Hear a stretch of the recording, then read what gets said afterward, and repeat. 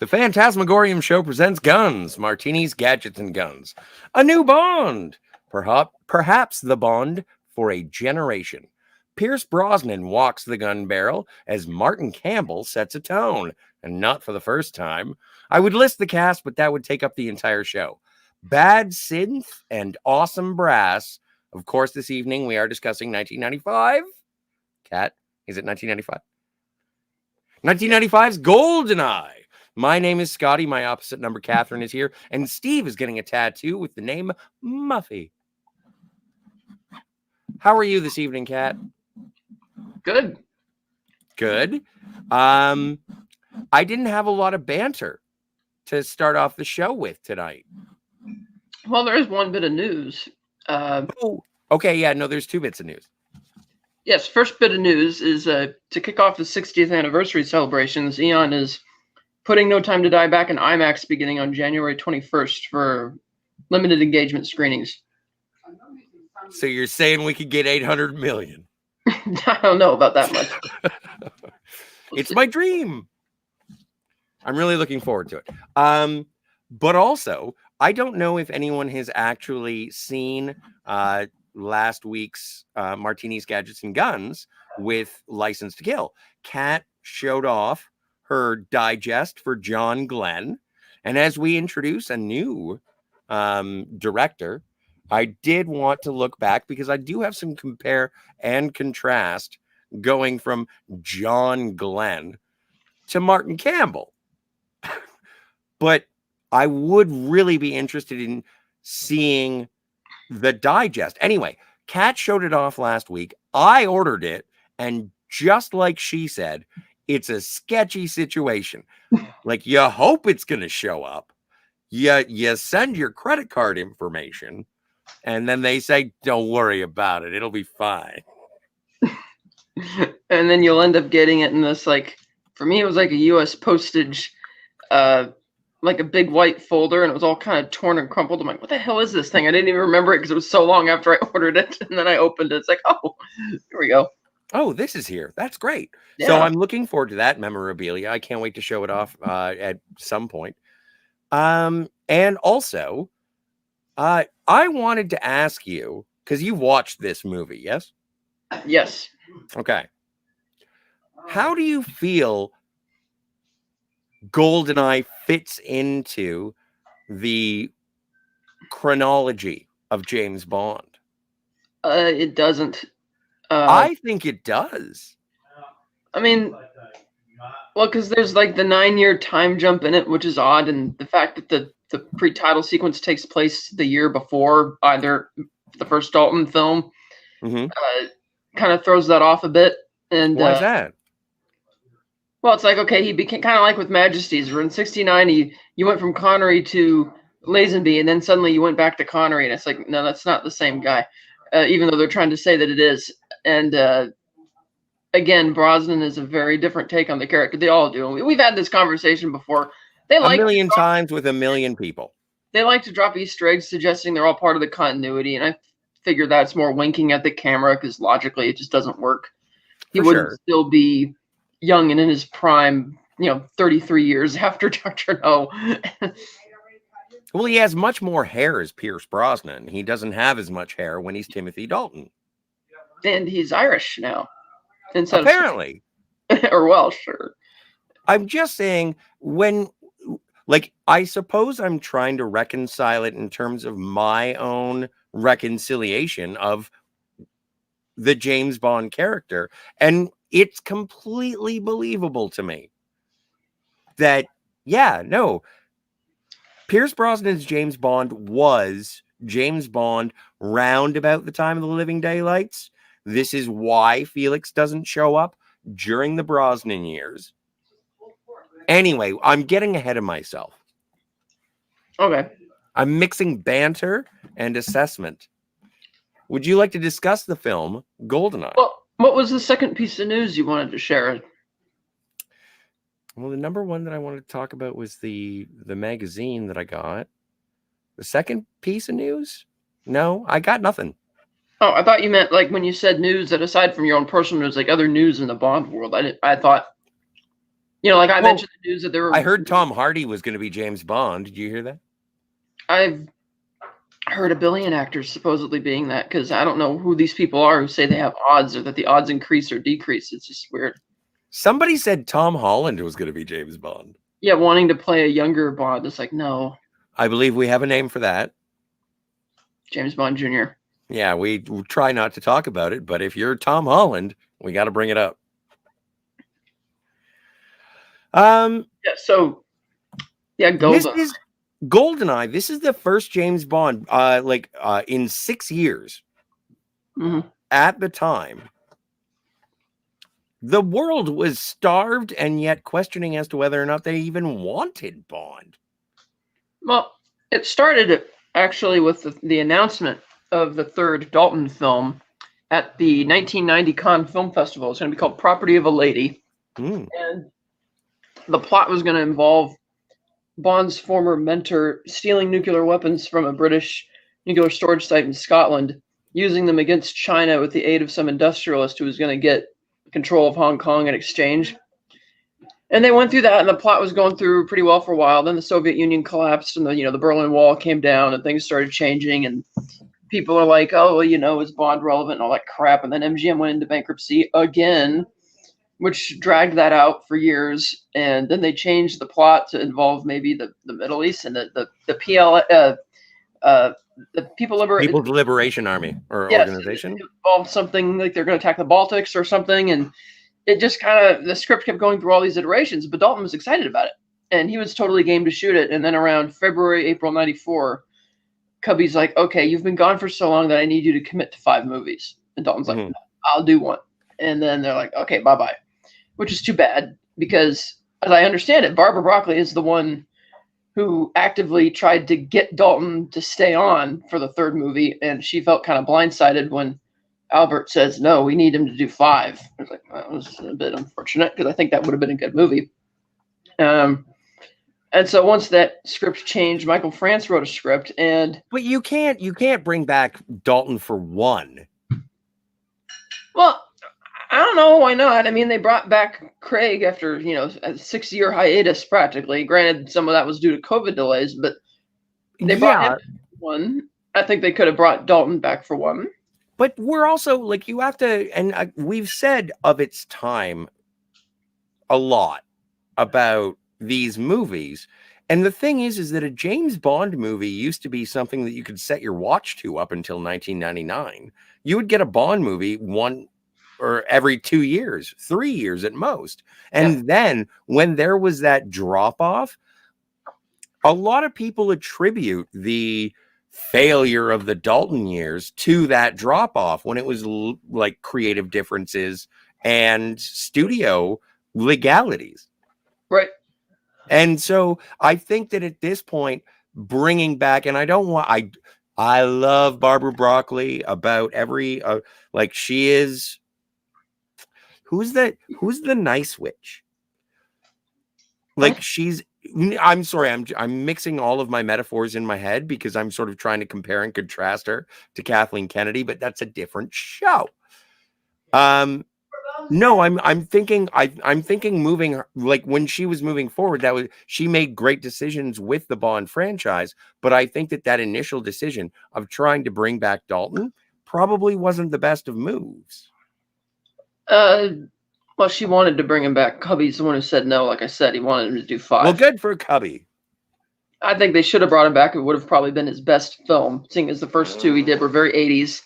And I think less 80s and a more... It sounded like it was a more espionage-y type plot, which would have been fun. This is a very espionage-y plot. Right, and then they got... after they got rid of him, they got... The script apparently went through a lot of changes, as we know. But the original script they were going to go with, after they tossed out all the Property of a Lady ideas, was very good. Apparently better than the one they eventually went with. But it's floating around online. You can read it. I can't remember all the specific points about it, but there were different things. Like one of the writers got credit for Jack. They named Jack Wade after him, for instance. Mm-hmm. Because he was such a different personality from Felix, they decided just not to do Felix. That it was never even a conversation that was tabled. Oh, And of Kat, we course, should totally do a review on that script. yeah, we could do that sometime. That'd be cool. And then they got Brosnan finally to do it, which was like, okay, because they tried to get him plenty of times before, and that didn't work. So, and this is also the first time that Cubby was not really on set as a producer. He was kind of credited as more as an executive and a presenter of the film. Mm-hmm. Is this the last Cubby Bond? Yeah. Mm-hmm. Oh, raise a glass. Yep. Also, the first one that got to film a little bit in Russia. Ooh. They said and they destroyed most of it. No, they didn't, because that was shot at Leavesden. That was a joke. It was just a joke. They did shoot a lot of pickups and, establishing shots and everything of Russia. But the second unit was the one that was doing it, and they had to have bodyguards while they were there. So it's like, yeah, we can't really go there to film the tank chase or film anything else. But that's still notable as being the first Bond film to actually, go behind the Iron Curtain, as it were. Yeah. And in 1995, again, that sort of transition between the Cold War and the new 90s. It's an interesting transition film, not only in the sort of series, but also in the identification. And again, it is that time gap between License to Kill and GoldenEye. And also, License to Kill sort of gives a nice buffer for the audience at the time, where you get that 1989 Miami Vice movie that sort of, no, we don't have to talk about where James Bond was when the Iron Curtain actually fell. He was busy. He was avenging Felix. So now you have James Bond back. He's back. He got his job back after License to Kill for reasons. And yeah, I think it's an interesting and engaging transitionary film while also being a true to form James Bond movie. Yeah. I agree. Okay. Well, then let's explore it, and we'll get to Martinis at the end. Yeah, so it begins with a new score by Eric Serra. I actually like it because very 80s. It felt more 90s to me, and it gives the movie its own unique flavor, which I like. Ooh, because it's different and not just leaning too heavily on the Bond theme. I feel it. Oh, the score in general. The score in general, yeah. I find that the score is sort of its time, and then it progressively becomes more traditional as the film goes through. Yeah. My opinion. Sort of, yeah. So this movie begins with Bond running down the fictional Arkhangelsk Dam. Arkhangelsk being in northern Russia, but in actuality, it was the Contra Dam in southern Switzerland. It's really cool because you can go there and bungee jump from this place today. It's pretty awesome. Just across the border from Italy. Yeah, it's pretty cool. They have about 10,000 people jumped off that thing. It's 720 feet high. Pretty awesome dam. I think if you look closely, you notice that it looks more like a stunt guy running up towards the edge rather than Pierce for a brief shot. And the fact that they did this stunt for real, the guy bungee jumping off the dam, is like amazing. And because it's like the 90s, they caught it from several camera angles. Some of them they had to artificially darken his face so you wouldn't see that it's clearly not him. Yeah, but the hair is good. I was looking for this before, like when I was watching it moments ago, and I was like, you know what? That is one of the best stunt doubles hair that I have ever seen. That does look like Pierce Brosnan from the back of the head. Yeah, and what a cool stunt to open the movie with as well. Oh, for sure. Yeah. Yeah, fantastic. So he's sneaking into this chemical weapons facility, the entrance of which is in the dam, and he's using his watch laser to cut his way through the vents. He starts crawling through, and he sneaks into the bathroom, lowers himself upside down into a stall, and this Russian guy tips his newspaper over, and Barnes like, "Oh, beg your pardon, forgot to knock," and punches him. And I'm thinking, okay, this guy sat still for too long. He would have reacted before then to seeing this guy coming in from the ceiling, but whatever. Do you know what Russians eat? What? pooping takes a lot of concentration. Okay, whatever. All you eat is we're not getting borscht. to that. So he gets out of the stall, pulls up his AK-47 he's got, and he steps out of the bathroom, looks around, sweeps down the stairs, sees a butcher unloading a bunch of meat from the freezer. He ducks into this side pantry, peeks through a window and sees the mess hall. Everybody's in there eating. And then you have this little attempt at a jump scare where this guy points a gun at him, starts shouting at him in Russian. And Bond's like, I came alone. And then he just puts the gun down. He's like, oh, aren't we all? You're late, 007. He's like, oh, after you, he's like, ready to save the world again? Well, after you, 006. Which is like... Keep going. Yeah, so they leave this room and they go to another vent. And they open the floor vent and they're looking down and the camera's kind of aimed straight up at him. And 006 looks to Bond and he's like, well, James, for England. And Bond's like, for England, Alec. And then they keep proceeding their way through. And at one point, Trevelyan 006 kind of callously walks into this like side lab and just shoots the scientist dead. But then you remember that it's a chemical weapons facility, so I guess it's okay. They go into this main facility room. They close the door behind him, and Trevelyan's kind of toying with the keypad, trying to lock the door. And he's like, oh, if half of everything is luck, James. And Bond's like, the other half? And the alarm starts going off. He's like, fate. And so they set the mines for 6 minutes on the timer, and they're blowing up these big, like, whatever they are. I guess they have chemicals, like big vats of chemicals or whatever. And they're setting the mines. Yeah, and then the guards start coming through the door, or the door's locked, so they start shooting through the near bulletproof glass, smashing their way inside. Eventually, they open the keypad to get the door, and at one point, what's his name? Trevelyan's like, oh, closing time, James, last call. And Bond's like, buy me a pint as he's setting more charges. The banter between 006 and 007 is amazing. Yes, he's into the banter. And at one point, when the guards start storming through the door again, Bond says, oh, close the door, Alec. There's a draft. He's like, Alec, and he's not hearing anything. And you appear around the corner and you see Ormov there, played by Gottfried John. Great role. You bring up Gottfried John, but you don't bring up Sean Bean. Yeah. Okay. So Sean Bean's in this too. That role. Spoilers: he dies. Yeah, and Ormov holds him at gunpoint, and he's ordering Bond to come out, and he won't do it. And he counts down. He's like 5, 4, 3, 2, 1, and then Alex shouts, "For England, James!" And Ormov shoots him in the head. Bam! Falls over dead. And Bond actually looks upset, like legit, like he really didn't see that coming. Mm-hmm. And he orders all his guards to hold their fire, wait, don't do anything. Because you're going to blow up the gas tanks. Right. Because he doesn't want them to hit the gas tanks. And Bond changes the timers from 6 minutes to 3, because now only one of them needs to get out. And he grabs a hold of this cart, which has some smaller canisters in it, and he starts crawling along ever so slowly across the room, and all the guards are tracking it with his gun, and Ormov's just kind of watching with this clever smile off his face. He's like, hey, that's kind of clever.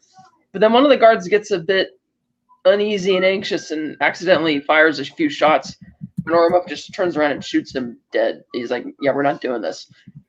And it was a bit... and he's upset by it. He's like huffing and puffing about it. And then when Bond hits the edge of this conveyor belt, Ormov smiles at him. He's like, you can't win. But instead, Bond hits the button activating the conveyor belt and then grabs his gun and shoots this padlock on this cage. And for some reason, behind this big cage, you have all of these canisters stacked not properly so they won't fall. But it's like in a kid show or a cartoon where somebody says, don't open the closet, and you open it and they just get buried by a bunch of shit falling out. And it's just like that. And they all start falling out of this big cage like a bunch of basketballs. I worked at a brewery. That's not how we stored our kegs. Exactly. And Bond, of course, jumps, barrel rolls over onto the conveyor belt and starts firing some more as it rolls him outside onto the runway. And it's not clear, geographically speaking, where this is in relation to the dam, because you didn't see it in front of him when he looked down the gorge, and it certainly wasn't behind him. And a funny thing, even when the opening shot of the dam, I didn't notice this on my smaller TV in the past years, but on my big TV, I could see like all these houses and buildings and stuff on the hillside. It's like, oh, this is a more populous area than it looks like originally. So he's on this runway. He starts shooting, and he sees this plane that's already taxiing out. Small, little prime plane. Who knows where it's going? So Bond starts chasing after it, knocks a guy off a motorcycle, starts speeding, and Ormov and all his guys show up, and they're starting to shoot again. And he tells them to wait because he figures, oh, he's going to go. He can't catch that plane. And once again, Ormov is smiling like, aha, this is clever. And the plane Bond catches up with it enough to pull the pilot out, but he can't. Well, okay, wait. Oh, What? no. Sorry, I'm skipping ahead. Yeah, so he catches up in time to pull the pilot out, but he can't. Actually, he tries to grab inside the plane. He can't. So he's forced to travel back on the motorcycle, and the plane goes off the cliff, and then Bond zooms off the cliff with the motorcycle. And I believe they did part of this stunt for real, like having the motorcycle guy like fall off a cliff, but not obviously catching into the skydiving into the plane. Yeah, no, something like that. Something like that. It so- does look really good, but it reminds me of the time that we were talking about Moonraker with Robert Meyer Burnett. I don't know if you know the guy; he has a channel. But when we were talking about that, and it was like the miniatures, I think that this one is one of those movies that is really, really good for miniatures and models. Hit or miss. It's hit and miss. The miniatures are hit and miss throughout. Oh, for sure. But I'm just saying this is one of those things. I don't know if it's an actual factual. But keep going. Right. So Bond's skydiving. He ends up catching the plane, and he's pulling the throttle as hard as he can. And of course, it doesn't do anything pulling the throttle. And then magically, at the last second, it magically does it, and he does this impossible move where he does like a 180-degree pull out of this nosedive to fly back up. The mines go off, the facility explodes, and Bond just flies on past, and they don't shoot him down, which would have been pretty easy to do because there are a bunch of soldiers like right there, and this is a tiny turboprop plane. They were all reacting to a big explosion that was right behind them. Yeah, so pretty good opening sequence. Oh, one of the best. Yeah, it's like for sure. And then bum. I can't remember who did the main titles. I wasn't paying attention. Tina Turner, written by Bono and the Edge. Sorry. The graphics, the designs, who did that? Oh, I'm not sure because this is not a Maurice Binder, I don't think. No, it's not. I can't remember. Swearing. Whatever. So people are making noise. So I'm trying to figure. Okay, so let's see. No, it's cool. But yeah, no, I'm not. Throughout the thing in the title sequences, it's the Soviet, all the old Lenin statues and the Stalin statues, and it is literally deconstructing the Cold War in that situation. And smashing the hammer and scythe symbols and all that kind of stuff. Yeah, pretty good as far as those go. A lot better than the other ones over the past years, which kept doing the same stuff over and over again and cheap. Yeah.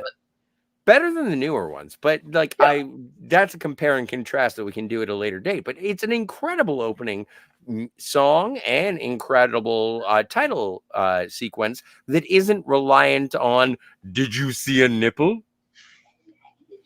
Like, it's a little bit nicer. It's not exploitative as it had been before. And again, this is what I talk about when it's the transition between John Glenn and Martin Campbell. The 90s Bonds, like, we're ushering things in. And once again, I got to give a lot of credit to License to Kill for making it personal for Bond. That's the first time that it was personal. Well, actually, Living Daylights was the first time it was personal for Bond. Was it personal for Bond in the Living Daylights? I don't know. I'm just saying there's a definite transition through the series, and we're getting into something a little bit more relatable. You can't be James Bond, but understand the foibles of James Bond. And it's an interesting matter. And it travels through all the way through to No Time to Die.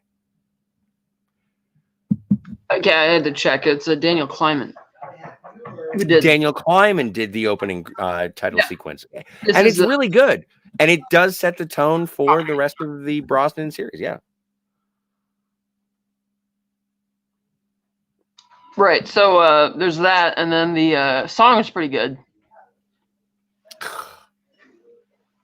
What? Pretty good? Is this on your iPod? Most of them are. Yes, I know which ones aren't so far, but is this one? Yeah. Okay, good. So anyway, we race out of a gun barrel through a revving engine and a racing car. Yes, in the hills above Monte Carlo. Agreed. Same hillsides where Princess Anne was killed as I remember, driving off the cliff. And Bond is driving his DB5. He's got the psychologist with him, and she's trying to evaluate him.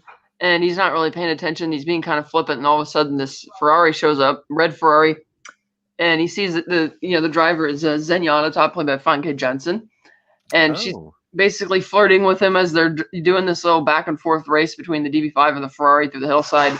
They each overtake each other at various points. They have this Eric Serra admittedly doing this weirdo part of the soundtrack. Like, yeah, this is terrible. Yeah, and so it's going back and forth, and eventually they come upon a bunch of bicyclists, and they freak out because they see that the cars are driving in both lanes, and Bond just kind of gestures to Xenia. He's like, ladies first.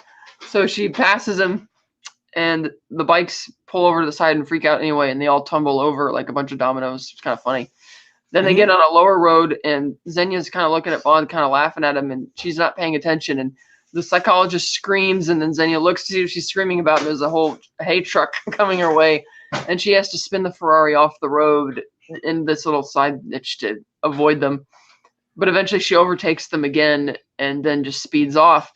And then the psychologist just gets really mad at this point and tells Bond, I want you to stop this car. Really? Stop this car at once. So he slams the car to the brakes at this nice vista point overlooking Monte Carlo, and he pulls out a Bollinger that he has in a nice portable fridge even inside the car. Well, it is the DB5 that he's driving, so I would assume that he would have the usual refinements. Yes, and so he seduces her because, she's there to evaluate him, and he wants to get a good score. So later that night, Bond goes into the casino there. And, classic, they have to do the Bond coming in there, and he sees Xenia's playing cards at the poker table. So he sits down opposite her, and fun fact, there's a lady standing in the background watching this who actually won a contest back in 1989 that, you can have a cameo in the next Bond movie if you win this contest. And they kept their word after 6 years and brought her in for it, which is pretty cool. I was just going to make a joke, and I was like, 7 years later. Yeah, but they did, and that was kind of funny. I don't think you see her face, though, or barely, because it's all out of focus. Whatever. She got to meet James Bond. She got to meet Pierce Brosnan. Also, I think did we forget to mention that when they barrel through the thing and it's like 9 years later? So that's after right. The 9-year time jump, because the pre-title sequence took place in 1986. Yes.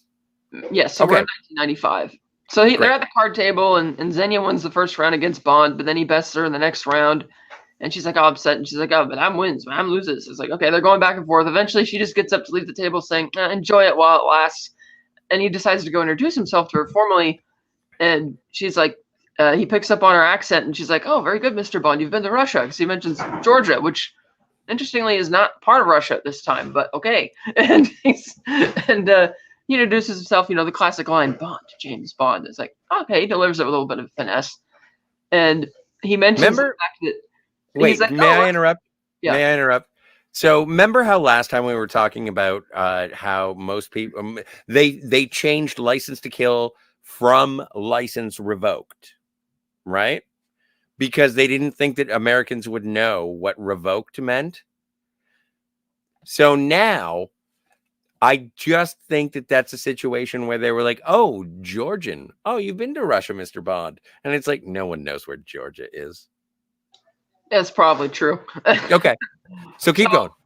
He asked her about, how Russia must be really wealthy now since, it's free market economy and all of that. Ferraris in every garage. She's like, not exactly. And then Bond takes a jab at her saying, because she mentions that the Ferrari's not hers, it's her, her partner's. And Bond's like, yeah, well, you probably would be interested in knowing that the latest Ferraris actually, the license plates begin with the letter L, which hers does not, and implies that it's a knockoff. And she kind of brushes it off like, oh, whatever. And her partner must have heard this conversation because he steps in all of a sudden and he's kind of gives Bond this dirty look. He's like, we should go. And it's like this British admiral or whatever. And I'm like, he's Canadian. You're Canadian. And it's like, you're not in her league at all. What do you think this is? So she leaves with him. And then they cut to outside where we see like this mime play thing going on in an amphitheater. And she goes down to follows the guy down to this boat, And Bond, meanwhile, I forgot to mention, when he first arrived at the casino, he was in the car and he got a message from Moneypenny, in which M had explicitly instructed him not to engage this woman. But of course, Moneypenny makes a sex joke about it anyway because her name is on the top. So she'll stay on it. Oh no, I'm right. It is after he leaves the casino because she makes the joke. I'm sure you'll be keeping track on the top of things. On the top of things, and then it cuts to Xenia and the Canadian admiral, or whatever, having sex on the yacht. And she kills him by strangling him with her legs. And it's funny. No, because this is foreshadowing towards an attempted murder. This is the actual murder. She relinquishes her body because she really enjoys murdering people with her legs during sex. Actually, she just really enjoys murdering people in general, but she especially loves murdering people during sex. Coitus, if you will. Yes, she asphyxiates him with her legs, and it's funny because he tries to tell her that he can't breathe, but because he literally can't breathe, it sounds like he says breed. Which is no. It doesn't sound like that because he's got such big teeth. He's got such big teeth. He definitely says breathe, but the thing is, it sounds like breed. It totally. I don't think it can't breed. Well, the only thing that I had in my mind was that, like, and I don't mean to be blue, but I was like, is that Canadian admiral inside of that Georgian right now as she murders him? And I was like, oh yeah, I think he is. So this is definitely a weird situation. People get all uppity about Mr. Kidd and Mr. Wint and their relationship. Xenia likes it when people die whilst they are inside of her. Yeah. Okay, we're in agreement. Keep going. Or at least that's Sarah. She seems to enjoy killing in general a lot. Yeah, but when she, like, okay, we'll get there when we get there. Keep going. Right. So while this is happening, somebody, I still don't know who this is, reaches into the admiral's pocket of his jacket and pulls out his ID. That's a good question. Because I know that Xenia and somebody else who they'd never identify steal the helicopter, but I guess that's that other person, whoever it is. Because I'm like, who the hell is stealing the ID? I could never figure that one out as a kid, even watching it now. So the next morning... It's a very good question. Yeah, so the next morning, Bond takes a small boat over the yacht. He climbs on board. He goes inside, starts snooping around, takes out this guy who doesn't even look like a guard. He's like dressed in this striped shirt and khaki pants. Like, are you like a houseboy or something on this boat? And he just wraps him up in a towel and throws him down the stairs. And Bond just kind of pads his face off with the towel. And he's looking around and he can't. He eventually goes into the bedroom, opens the closet doors, and the admiral's body falls out, stiff and unintentionally hilarious, with the look on his face. With a rictus, I would call it. Yes. And then we cut to this celebration going on the other side of the harbor where the French Navy is showing off this new Tiger helicopter. And Bond, uncharacteristically, he's sprinting there to get to this presentation because, as we see inside the ship, Xenia, in this one, dressed like she's about to go to the horse races or something in View to a Kill, she kind of whistles towards the two pilots who are walking in. She's like, "Oh, I got a small surprise for your friends back at the barracks." And the guy's like, "I think I'm in heaven." She's like, "Not yet." Then she pulls out her pistol and shoots them both, gets their uniforms on, boards the helicopter. And Bond, as I mentioned, he's sprinting, trying to get up there to put a stop to this, but he's not shouting anything to all the numerous guards there saying, "Stop, imposter." He's just running. It's like, what did you think was going to happen? Of course they're going to tackle you, and they do. One of the guys who tackles him and holds him up against the wall is actually one of the stunt coordinators who's been on the series for quite a long time and has cameos here and in The World Is Not Enough. And I think maybe Casino Royale as well, if I'm not mistaken, which is pretty cool. So we then cut in this odd transition where it kind of fades to black with Eric Serra's kind of moody type of music to Severnaya, Russia, which, for the record, is not in central Russia as it's shown on the map in this movie. Severnaya is actually an archipelago in the Arctic, way north off of the Russian mainland. It is not in the middle of Siberia, central Russia. So that's a little weird.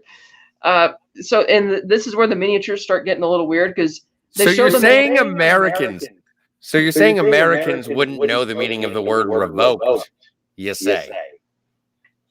But the thing is that this mod has an international audience, and I'm sure plenty of other people who live near that portion of the world would know where Severnaya is. So that was a little weird. Okay, then let's extend it to the British people. Do they know where Severnaya is? Like, it's a very generic name. Like, it might as well be Corto Maltese in the South America. All right, so moving on. So we have our establishing shot of the various wooden bunker houses, and we see the main building with a satellite dish. And this is where the miniatures get a little odd, because entering from screen right is a guy with his sled dogs. And you look at how big they are in proportion to this massive building with a satellite dish, and it just doesn't work. And you see that later when the jet crashes into the dish. It's almost as big as the jet's almost as big as the square block building holding up this itself, even though you see these little fire escapes and small doors indicating on the building, indicating this is supposed to be a huge place. So the scale's really off. But the camera kind of pans down where we see this actual bunker door going underground, and then we get into this nice little control center. And this is where we meet Natalia Semyonovna, who's the lead actress in this movie. She's actually very Isabella Scorcupo. Yeah, Isabella Scorcupo. Very famous singer. Really? I didn't know she had an album. I'm gonna have to get it. Plenty of albums, and plenty of albums. She has a discography. Yes, a big one. So she was actually kind of surprised. She liked being cast in this movie, but afterwards she didn't really like the fact that they wanted her to look like a regular computer programmer, like an average person dressed all homely and all that. Because you see pictures of her on her Instagram and stuff. She's like, even today, it looks like a supermodel total. Better than Lois Childs. Yeah. So she's got this short red hairdo. She's wearing this kind of light blue fuzzy sweater with this black skirt and pantyhose, and she's typing on her computer, and she's and all of a sudden her typing on the computer gets interrupted by this rather lewd cartoonish photo of some prostitute, I take it, with her face superimposed on it. And like a cheesecake gif. Yes, she turns to her friend and she's like, Anya. Anya looks and sees this, and then they look over at Boris because they know that Boris is the one who did it. And she's like, oh, he wouldn't know of a woman if one sat on his head. And that's when we meet Boris. Boris Grishenko, played by Alan Cumming, who's got a very flashy wardrobe throughout this movie, I might add, except for maybe this scene. So he's there, and he's not as flashy as when he was in that Spy Kids movie. I didn't see that movie. Neither did I, but I've seen the trailer. Okay, so she's trying to get access back to her computer because he locked her out, and she has to type in a password. And he's like, what's the password? It's got several letters. I don't want to figure this out. And he's like, oh, come on. He's like, oh, all right. I'll give you a hint. And he wheels over to her in his rolly chair, and he leans up right against her, and he's like, they're right in front of you, and they can open very large doors. It's like, oh, you're such a geek. And she types knockers in because, yeah. And so the password works. She can access her computer again. And then his computer beeps, and he's like, oh, yes, I'm in. And he reels back over, and she's like, what are you doing? And she sees that he's hacking the CIA headquarters in Langley. And she's like, oh, what are you doing? You know what can happen if you get caught for this? He's like, I don't know why. I'm going to spike them instead. It'll be fun. And she's like, no. He's like, no way. I'll spike them. And so he sends in a message that says, better luck next time, slugheads. And he sends the message as he spikes their computer. And I'm not exactly sure what that means when he says he's spiking the computer. It's like, I guess it means you hacked in and sent a secret message like, haha, I breached your security defenses. Like, I think it's supposed to mean like ping. Yeah, it's like you pinged his computer, like, haha, your defenses aren't as good as you thought, or something. You found out where they were, whatever, because a lot of this movie is about finding out where people are. I don't know. Right, and after he says that, and he sends it, and he gets away with it, and he springs up, and he's like, ha, I am invincible! Which is one of the 3 awesome lines this movie contributes to pop culture. Most movies are lucky if they get 1. Rarely happens. This film has 3. And I can't wait until the second one. That is first. I am invincible is number 1. Yes, I am invincible. He says that a lot. I really like this character. He's fun. He's funny, and he's kind of snarky. And she's like, oh, jeez. And he's like, was it good for you too? Turning to Natalia, and she's like, I'm going to get some coffee. She's like, I'm going for a cigarette. So he goes outside to get a cigarette. I thought that was an awesome double entendre. And he was like, was it good for you? And she's like, I'm going to get some coffee, as in it wasn't that good. Yeah, and he was like, I'm going to get a cigarette because it was that good. So he steps outside, and he's got his big red coat on, the Astragan, and he's like looking around like, haha, I'm still bad at, like, he still thinks he's hot shit. and he starting to light his cigarette, and then the Tiger helicopter lands and starts putting out, and he's looking up. It's like, I can't really see, and because we know who's in the helicopter, we're prone to think that Boris is done for. Well, no, we don't know yet. Well, I thought initially, I remember on my first viewing, I thought he was dead because we knew that I could recognize that it was the Tiger helicopter, and Xenia is pretty vicious, so I thought, oh god, he's done for. Oh, yeah, no, okay. So once the helicopter lands and you see Boris sort of cowering beneath the windstorm that is happening with the helicopter, and then you see the general and Xenia showing up. Yeah, no, I figured he was dead. But also, before we get to that, I have a question. I have never in popular culture and movies, because I've never been a helicopter pilot and I've never worked for the military, I've never known helicopters to be incredibly reliable in windy, cold conditions. I'm honestly not that familiar. I've only ridden in a helicopter once. It was in Hawaii on a tour, and I was sitting I don't know if it's because I was sitting in the back, but I got a little dizzy and motion sickness. Probably because it feels like you're on a motion simulator ride, and those always make me kind of sick too. Fair enough, but I'm just saying in terms of the atmospheric conditions right, that need to occur for loft and helicopteration. Altitude creates an issue when you have less oxygen, but I don't know if the storm would be as depending. We'll just chalk it up to the fact that this is a special helicopter. Well, let's chalk it up to that we're going to get to a, orbital electromagnetic pulse. Yes. So anyway, Natalia's in this little side alcove pouring coffee in the kitchen when Oromov and Xenia suddenly walk in. And the base commander there is like totally shocked, and he looks really embarrassed as he runs up there and he salutes. He's like, "Oh, General, if I'd known." And he's like, "This is an unscheduled supervising visit." And he kind of implies that, well, if it was scheduled, you would have been ready. And he mentions that even. And he's like, "We're going to testify on GoldenEye. Go get me the key. I am timing you." So he salutes him again, and he marches over. And they have this really cool, like eyeball, like 3-dimensional eyeball, like design of a vault built into the wall. And they open it, and you have the GoldenEye key, which is like this honeycomb, like gold crystal, or encased in this square block, and it has 2 identical keys next to it. He brings them over and hands them to Oromov, and Oromov's like, "Good, thank you, men." And then all of a sudden, Xenia cocks the machine gun and just unloads and kills everybody. And she's like, for fun and profit. She's getting off on it. It's a very erotic thing for her. And when she finishes, she's like, and then the camera cuts to Oromov, and Oromov is like, he's like looking at her sideways, like, okay, that's even a little too much for me, type of thing. Yeah, which I appreciate in terms of the characterization between them both and their relationship. So he walks over to the computer screen, and he has her get the keys, and he's like, on my count, 3, 2, 1. They turn the keys simultaneously, and then you see the parallel orbital lines of, apparently we have 2 GoldenEye satellites he mentions, codenamed Petya and Misha.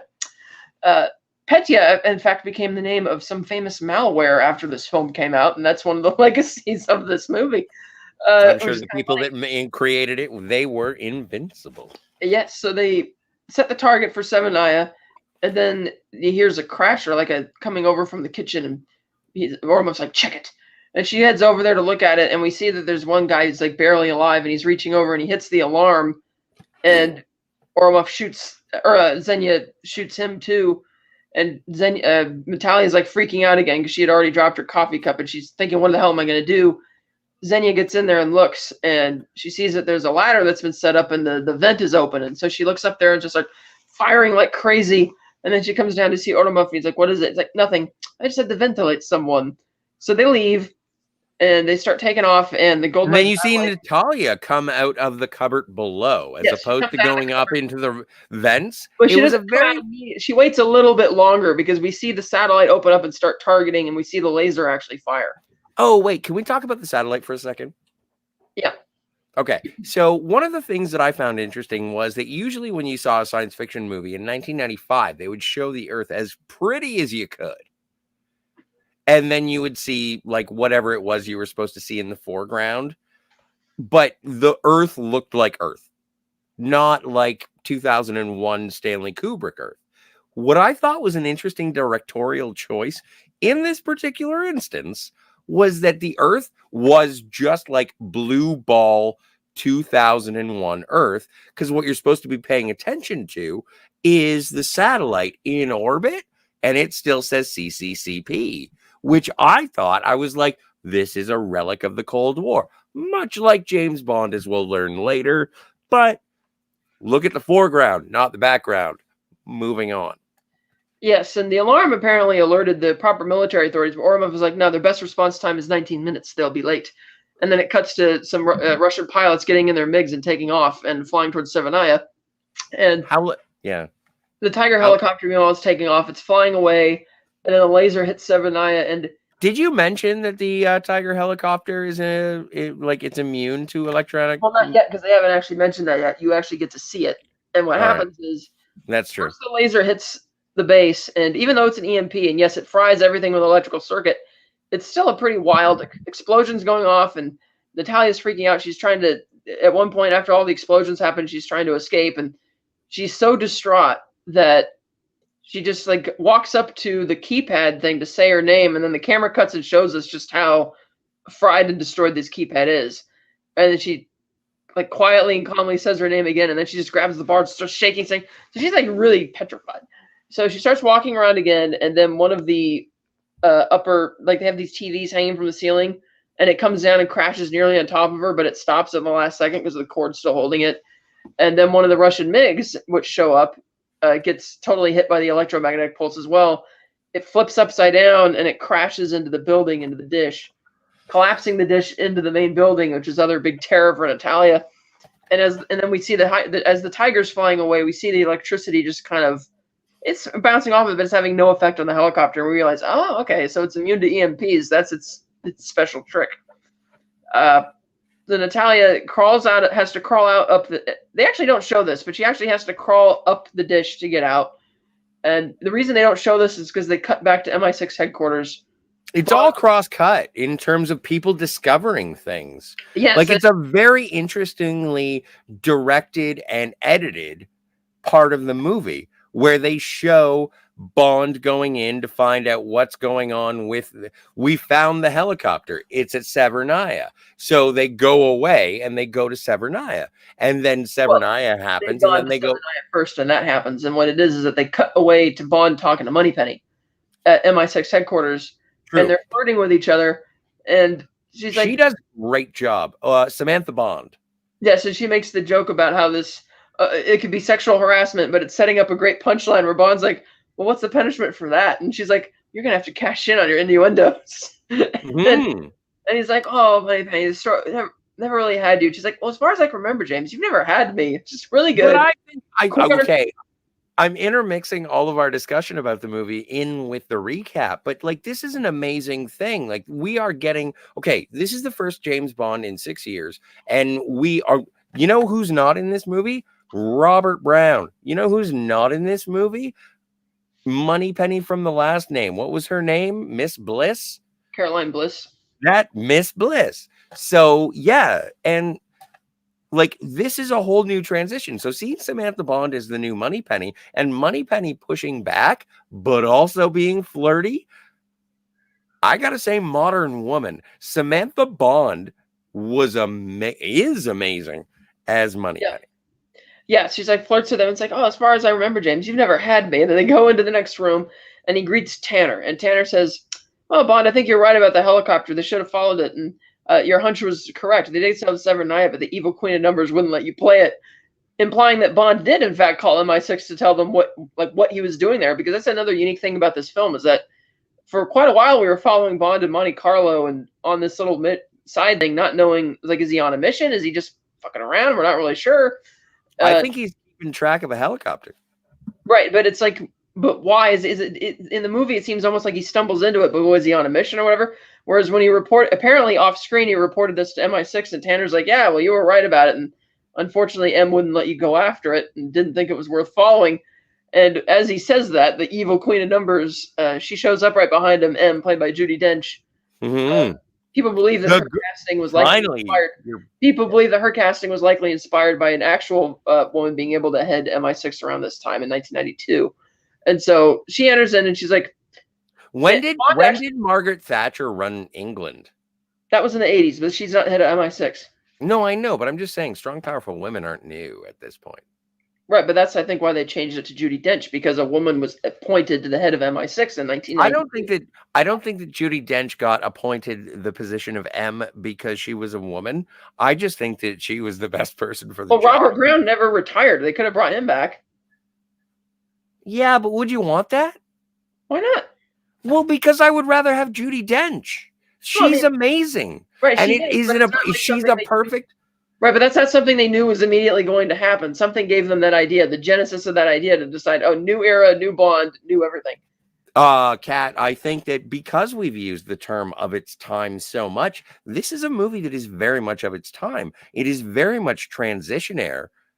Right, and I think that's why they picked her, because MI6 had its own real transition too in the way it was being run. And that's why I think they decided, you know what, we should probably not go with Robert Brown and find Like, somebody else, and decided to cast a woman for this role. Remember when they said that they were going to bring back Sean Connery for Skyfall? That was a rumor, and it didn't. It was a rumor. It was a rumor. But may I hypothesize? Yeah. What if they put Diana Rigg as M? No. Okay. What British actress of age appropriation would you take? Like, I think that M being a lady, and they do, you know what? We're getting too deep into it. You're going off the rails. I'm telling you that this was inspired by the fact that they wanted, like you said, it's a new era, new Bond. MI6 had its own transition. The woman, like, hey, let's change this, and it'll be an interesting way to change up the relationship if we have it be a woman. And that's particularly there because once they're watching the thing happen on the screen, it's like she tells Bill Tanner, if I want sarcasm, I'll get it from my children, Mr. Tanner. Amazing screen presence, but also she doesn't like send him out of the room. She's like, keep going. Yeah, they keep going, and they show about the 7-9. They bring it up on camera. They see the destruction of it, and they don't really know exactly what happened, and they're trying to figure it out. And they realize that it might be related to GoldenEye because Tanner's talking about how that was a Cold War era weapon. It was kind of rumor. We weren't sure if it was true or not, and this is what it does, and blah blah blah. And now that they see that it's completely blown out, that makes it there and seeing the damage, they're like, and they have to see it with their infrared from their satellites because they have no more cameras there because it's just everything's been taken out. Mm-hmm. And they're zooming in on it, and they're looking at the damage, and Bond is the one who's savvy enough to pick up on, yeah, it was definitely an EMP, and that's what gives Tanner the idea that it might actually be GoldenEye if it's actually real. And they're kind of doubting that it might. They're like, maybe it doesn't exist. We're not really sure. And Bond surmises that obviously, if he brings up, Bond is actually the one who brings up the Yenna Syndicate at first, surprisingly enough, because Tanner asks, well, who would have the ability to pull something like this off, like this type of attack?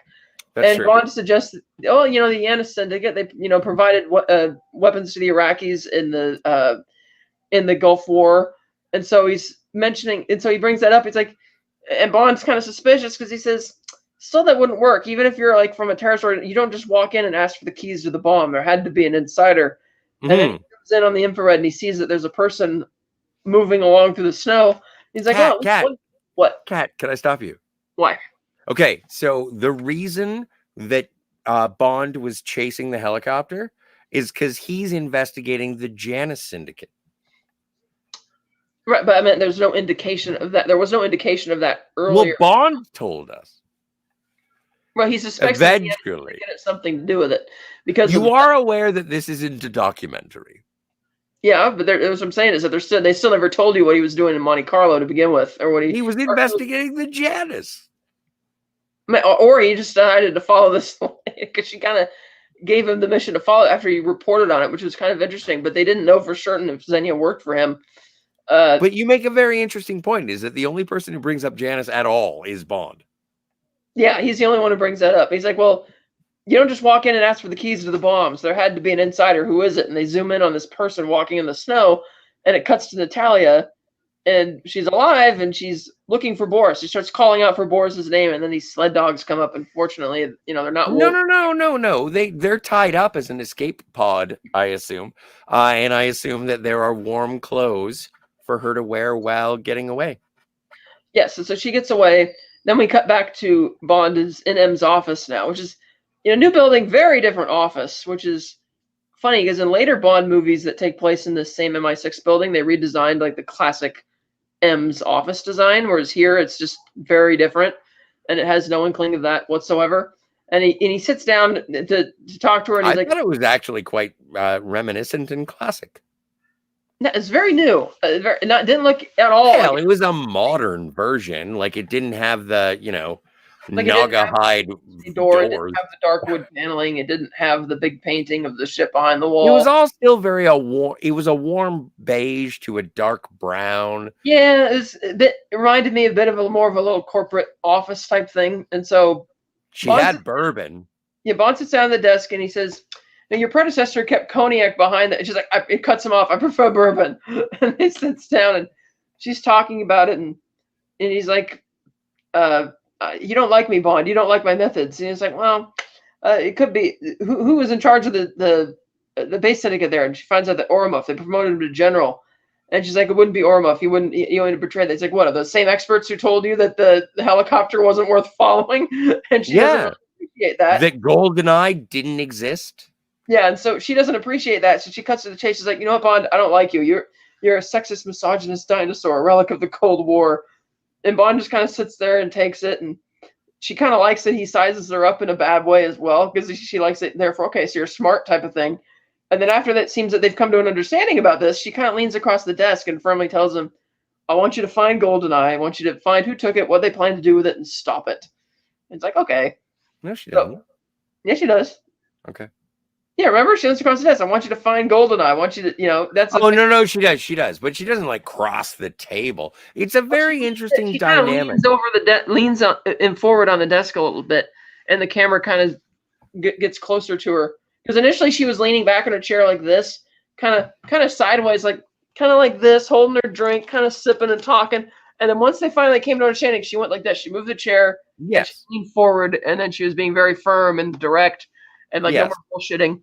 And so agreed. Then we cut to keep. We don't cut to that, because there is a quick. There's an interaction that happens within that conversation where M specifies that she is very interested in numbers, statistics, and probabilities. However, she doesn't want to send people to die on a whim, so she checks the research and the numbers and everything. But she has no problems.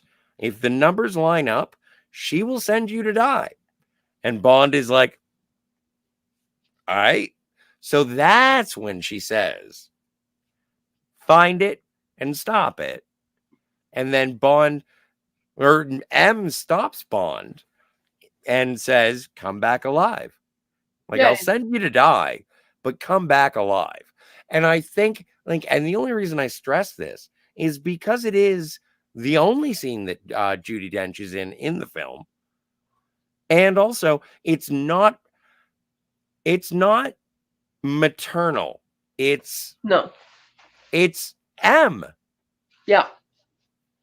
It's not you're my son surrogate. Anyway. Then we have a quick cutaway to revealing that Natalia's getting off a train, and I believe she's in St. Petersburg at this time. It's like, oh, okay, so she made it back to civilization. You mean Leningrad? Was it St. Petersburg? Well, wherever it was. So we then cut back to Q Branch, and this is also a very modern, very beige-looking facility. And Q's doing all of his classic tricks, like he has the pen grenade that he puts in, and he's like, he named the mannequin Fred, and he puts the Fred. He's like, sorry about this, Fred. 1, 2, 3, and he runs around the corner. He's like covering his ears, and Bond just suave as ever. He's just standing there, not bothered by it. And the entire top half of Fred just blows to smithereens, and he's like, don't say it. And Bond's like, the writing's on the wall. And he's like, oh, along with the rest of them. And then you see in the background, there's this guy sitting down in a chair like this, and he's talking on the phone, and all of a sudden the chair just has this inflatable balloon thing that bumps, it just rockets him off like an ejector. And there's a guy in a phone booth, and suddenly this giant airbag presses him against the phone booth wall, and Q shows off Bond's new car, BMW. And this is probably, to me, this is one of the most blatant pieces of product placement in the franchise, considering that they don't use this car or its gadgets at all, despite that Q talks about all the neat stuff it can do. And it looks like a nifty car, and it would have been neat to see that, but admittedly they replaced it with something a lot cooler. You can get one for like $10,000 now. Yeah, they're not. And that's Canadian. Yes.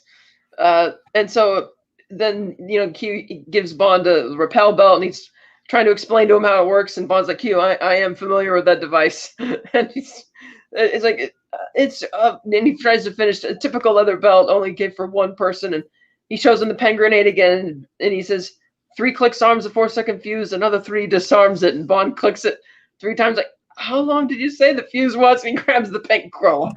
Well, and also we must include the fact, because we have discussed Boris, like, he does fiddle with a pen whenever he's doing his stuff. I don't have a pen with me, but I do that all the time because of this movie. Exactly, me too. And you know what? I prefer the ones with clicks. Fun fact: Jason Isaacs had to teach him how to do that because he landed. Jason Isaacs did that for. No, he landed. What is that? Alan Cumming kind of landed the role, but the trick was you have to master how to do this like really well. And, yeah. And he couldn't really do it. He was Jason Isaacs at the time, because they were both actors or whatever. And Jason's the one who taught him how to do that and helped him practice to get it to work, which I thought was kind of neat.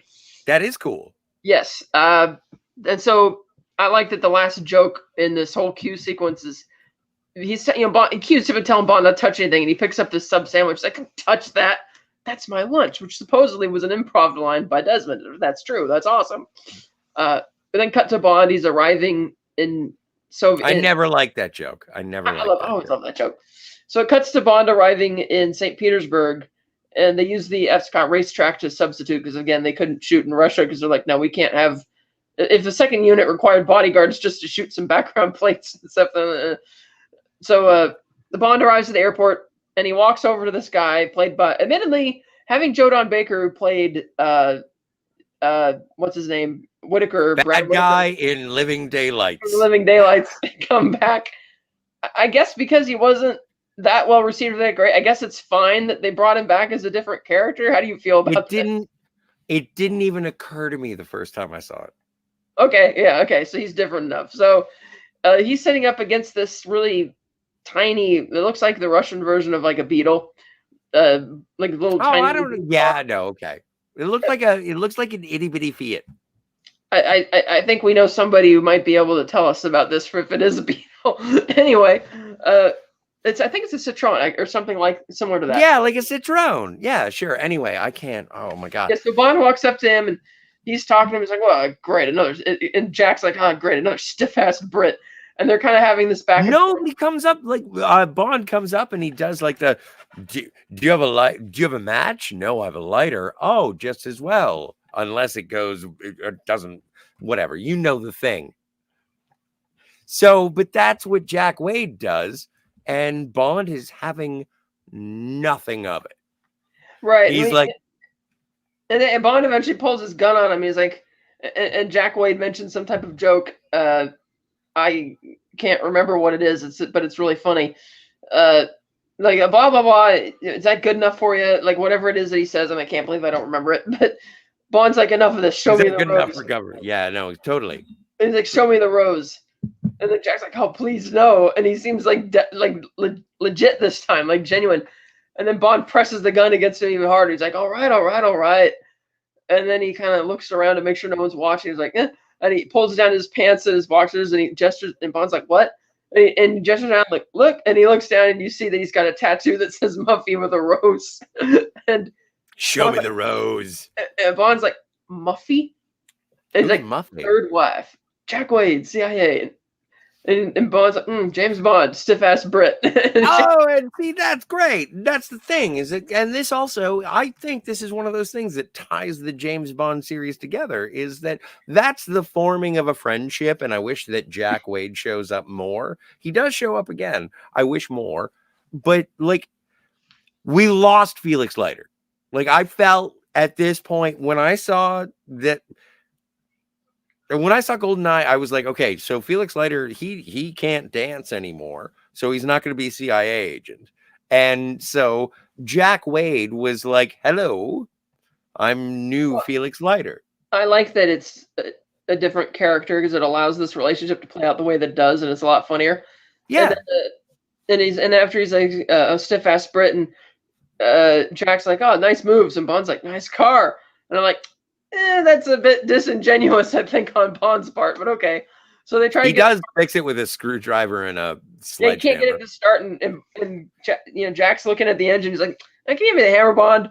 And he hands him a little tiny claw hammer. And he's like, "No, the bigger one, the sledge." And he gives him the sledge. He's like, bam! He busts the thing, and the engine starts running. And they get in. Oh, and you see the fan going. you see the fan belt going, and then they get in the car to drive off. Then we cut back to Natalia, and she's going into an IBM store. She's gets a computer. She starts typing on it, sending off messages, connecting to Boris because she still knows his unique identity code online.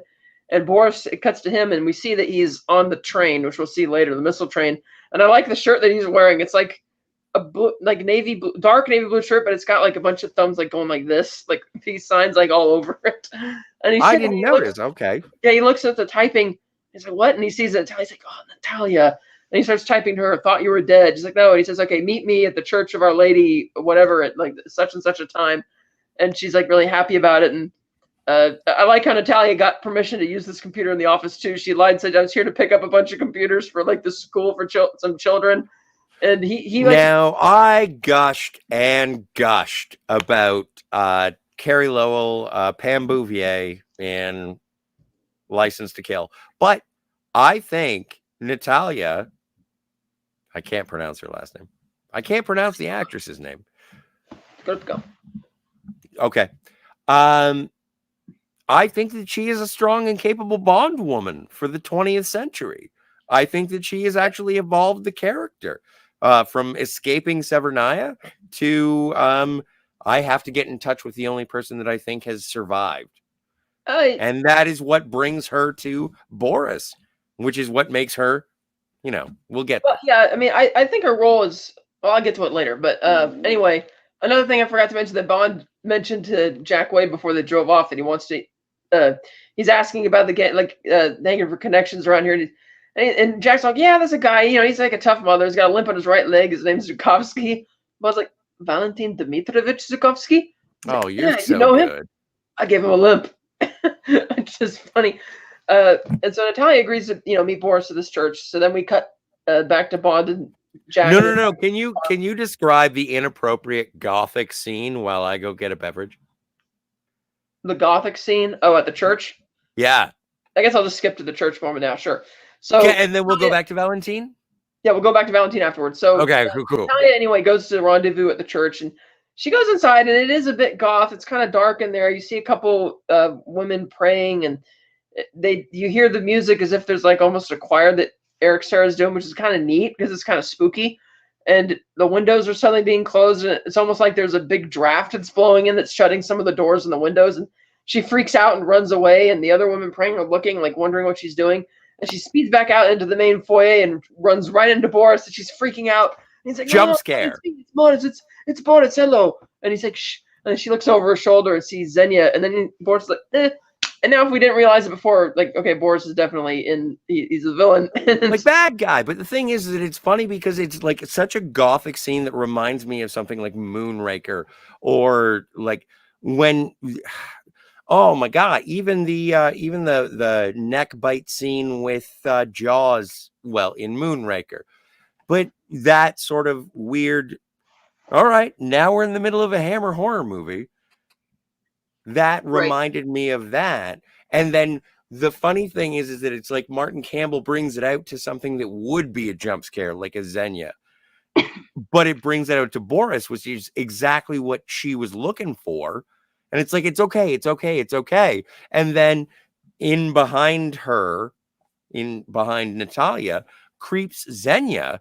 And it's like, oh, you're not safe. And it's more of a tension as opposed to a jump scare, which I really liked. Sorry? Yeah, it's not really a jump scare. It's kind of No. But the Boris was the jump scare. And then there was a creeping in. I just appreciated it. I don't know if I'm saying it well, but. Yeah, I get it. Yeah. So then we cut back to Bond and Jack Wade, and they're driving along into this alley, and Jack's like, "Oh, okay, showtime." And he parks the car, and he's like, "Bond, the last guy who went in here got sent out and home in very small boxes." And Bond's like, "I know where I got this." He's like, "Okay." So Bond goes inside. We cut inside the club, and we meet Valentine, and he's walking along through And he's like, oh, God, the free market economy is going to be the end of me. Oh, did you see who he zipped up? Yes, Minnie Driver as his singer, Irina. So he's walking through and he's like, oh, the free market economy, the end of me. And he steps up into this side room, and then Bond just points the gun at his forehead. And now we have the second most famous line in pop culture of this movie. Valentine with so calm and suave, like, Walther PPK, 7.65 millimeter. Only 3 people I know use this gun, and I believe I've killed 2 of them. And Bond's like, lucky me. And another guy shows up, admittedly a little late, to put the gun at Bond's head, and Scofi's like, I think not. And then we cut to Minnie Driver singing Stand by your man. did a terrible job at it. And they even added I did not do well myself. Yeah, and they even add the terrible sound effect of like she's shouting too loud in the microphone, and you hear the microphone kind of piercing as they squelch. throw Bond down in the chair, and Bond's like, Mr. Bond, what do I owe the pleasure? And he's like, I see you haven't lost your delicate sense of humor, Valentine. Strangling the cat. And Zukov's like, what's strangling the cat? And he's Irina is my mistress. He's like, very talented girl. And he's like, Irina, take a hike. And then she just kind of twists him and then leaves while the backup singers keep singing.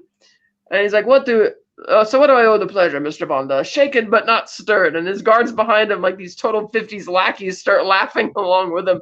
Oh, it looks like a Russian episode of The Sopranos before its time. Yeah, and then he cuts them off. He's like, my knee aches every single day, twice as bad when it's cold. Do you have any idea how long the winters last in this country? How long, Dmitri? And the guy's like, well, it depends. And then silence. And just funny. And Bond's like, well, why did you shoot me instead of killing me? And Bond's like, well, I don't really have a reason to kill you. I thought it was a professional courtesy. And Valentine's like, then I'll extend you the same courtesy. And he pulls out a gun and shoots twice as Bond moves his knees out of the way. And he ends up aiming at his crotch. And Bond mentions a name. And he's like, down at the docks, 4 o'clock. And Zukovsky's like, thinking about it. Then we cut to Zukovsky's back office. He's got a mini bar. He's sitting down serving Bond drinks. And Bond explains, okay, you guys are going to go in there. You're going to bring in all the C4 in this casket. You're going to have the exchange with all the money. But the guy who leads to the bombs is going to be arrested and sent to jail. But your man is going to make a miraculous escape with the money. Your money. And Scofi's like, oh, okay, cool. So what do I owe what do I get in exchange for? Like, what do you want me to do for you? He's like, I need you to set me up with Yanis. He's like, well, what did he do to deserve you? He's like, he stole a helicopter. Wait, Cat, can I stop you for 1 second? Is it Yanis or Janice? Yanis. Well, that's how it's pronounced over there. So is it Famke Janssen or Famke Janssen? I'm not sure. I don't know where she's from exactly in terms of that for her background. Her character is supposed to be Russian or whatever, Georgian or whatever.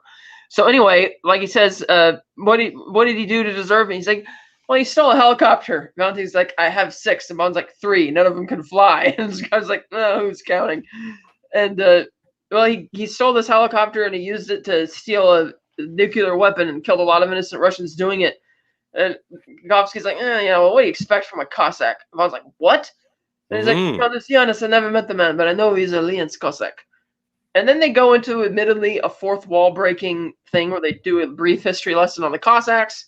Do you find that fourth, bro? I thought it was. The fact that Bond recognized the term immediately, and Valentine obviously knows what it means, and there's no real reason for them to talk about it. But Bond knows what kind of wine was used in the initial fermenting of a brandy. Of course, he knows who the Lienz Cossacks is. He's read books. Right, Bond knows that as well. I just felt that they explain it for the sake of the audience. And for those who don't know, the Cossacks joined the Nazi cause when they invaded the Soviet Union. They're very happy about it. Initially, a lot of them were locked up in Nazi POW camps. But when the Nazis learned that the Cossacks were eager to go to war with the Soviets, they took them out of the camps and gave them guns. Hey, let's go. And so they joined the Wehrmacht and were fighting against them. But once the war turned against the Nazis, the Cossacks defected again to try and fight the Nazis, but also flee from the Soviets because they knew they were going to get punished for it. And at the end of the war, you had the Yalta Conference on January 20th, 1945. And one of the things Stalin demanded as his terms is like, no, you're going to turn those traitorous fuckers over to me. And they didn't really argue about it. They did it. And there's a pretty dark story in particular where... okay, we don't have to get into the specific details. Let's just say...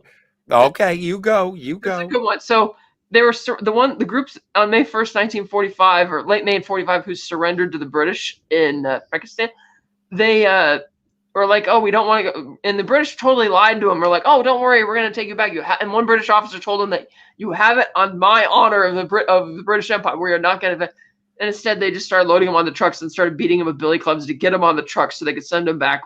At which point, they were shot and some sent to gulags or whatever. And it was bad. And Winston Churchill knew about this, particularly that for some reason they sent a lot of women and children back too and killed them. And Bond is like, yeah, not exactly our finest hour.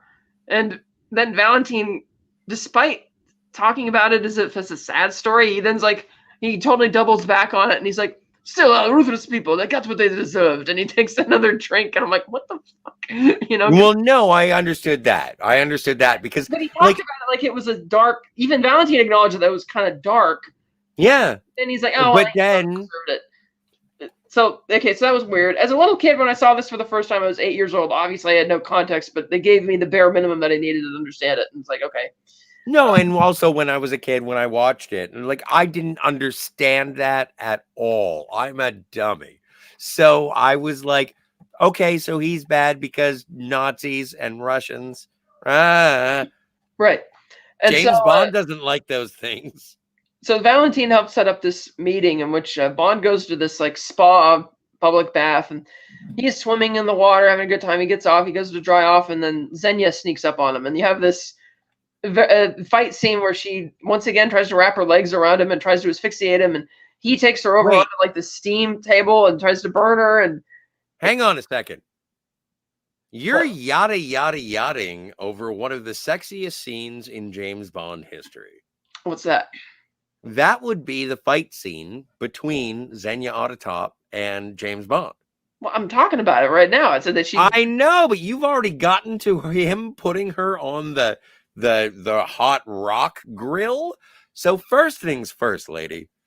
There's a lot of things that I like about Pierce Brosnan, and he looks like James Bond. That man was born to play James Bond. And I bless every movie that I see him in. Every movie that I see him in, I have to take, I give it an extra point just because Pierce Brosnan is in it. He's the best looking Bond. Yeah. I would say it goes Dalton, Brosnan, and then I don't know what else is happening. You know my rule. I can't say Connery. Everyone says Connery. But I think Brosnan looks better in this suit as Bond than Dalton does. But I think he gets more suit time as well. Yes, because Brosnan looks better in the suit. That's why he gets more time in it. But also, how often did you see Dalton topless? Well, I don't mean right. No, none. Yeah, no, and I'm just saying, and also in GoldenEye, we have Skinny Bond. Anyway, we're in a pool. He's doing laps in a luxurious pool that you, watcher, dear friend of Martinis, Gadgets, and Guns, you have never swam in that pool. And if you have, kudos. But this is an amazing, he gets out, and all of a sudden, Xenia Onatopp shows up, being all aggressively sexy. And he whips out the Walther, and I'm not making a euphemism, and says, no. And she says, you don't need the gun, Mr. Bond. And he's like, well, that depends on your definition of safe sex. At which point, they fight all over the Crystal Palace. That was a good line, too. It was an amazing line. And also, it did, I cannot skip over this, and I'm not yelling at you. I'm just saying that this is part of the thing that cemented the sexiness of James Bond in that transitionary period of James Bond. Again, of its time. So anyway, he ends up throwing her on a hot grill with rocks while beating some the Canadian earthquake from the WWF. And then he pulls out the gun and he says, no, no, no, Cat. No more foreplay. Take me to Hyannis. After he's thrown her back on the ground. And she's like, Bleach! She's really upset. So then it cuts to her driving him at gunpoint to the statue park, one of the many parks where all of the old Lenin and Stalin statues were torn down and all the Soviet era stuff were just instead of burying it or blowing it up or repurposing it, they just dumped them all in these parks. And so she parks there. He's like, yeah, he's in there. You can go talk to him. And he's like, thank you very much. And then Bond just knocks her unconscious because he's like, yeah, I'm not playing this game. So he leaves her unconscious in the car, which, okay. He didn't try and cuff her or anything. I thought that was kind of interesting that he just leaves her there out cold. It's like, okay. So he gets I kind of appreciated the judo chop. Yeah, he does the whole judo chop thing. Judo chop. And so he gets, yeah. He even says sweet dreams. Yes. And it's like, that's not how hitting a person in the back of the head works. So he gets out of the car and he wanders through the park for a bit, and all of a sudden you hear the voice and you recognize it immediately. And he's like, oh, Jay. And Bond just pulls the gun on him. We see walking out into the shadows is Alec Trevelyan, 006. And he's got scarring along the side of his face. Not all that bad, but it's there. And I swear it's got to be a template. Like, again, we've talked about templates for Christopher Nolan things. It does. When I saw him the first time, and I was like, that looks like a PG Harvey Dent. It does, like a very PG recovered Harvey Dent. Yeah. And so he's talking, and he's talking very poetically as well, which is something that he does now through the rest of the movie. Yeah. Like, oh, it wasn't God that gave me this face, it was you, setting the timers for 3 minutes instead of 6. Am I supposed to feel sorry for you? No, you're supposed to die for me, with this piano music. And he mentions, oh, well, your parents had the luxury of dying in a climbing accident. Mine had the fate of suffering through Stalin's execution squads. They survived, but the shame of it led my father to murder my mother and kill himself. And he's like, and Bond's like, well, how did the British miss that when evaluating you for MI6? And he's like, well, they thought they didn't miss it. They thought I was too young to remember. So I guess he remembered and he listed, because that's one of the mysteries of this movie that I'll get to later. But so he's talking about Britain's going to learn about betrayal and all this kind of stuff. And he's going on. And he keeps pointing the gun at him. And Bond's like, Trevelyan's like, oh, James, put it away. It's insulting for you to think I haven't calculated your every move. And at one point, I am the author of all your pain, James. Yeah. And at one point, Bond just gets sick of it. And Trevelyan's like, oh, closing time, James, last call. And he gets shot in the neck by a dart.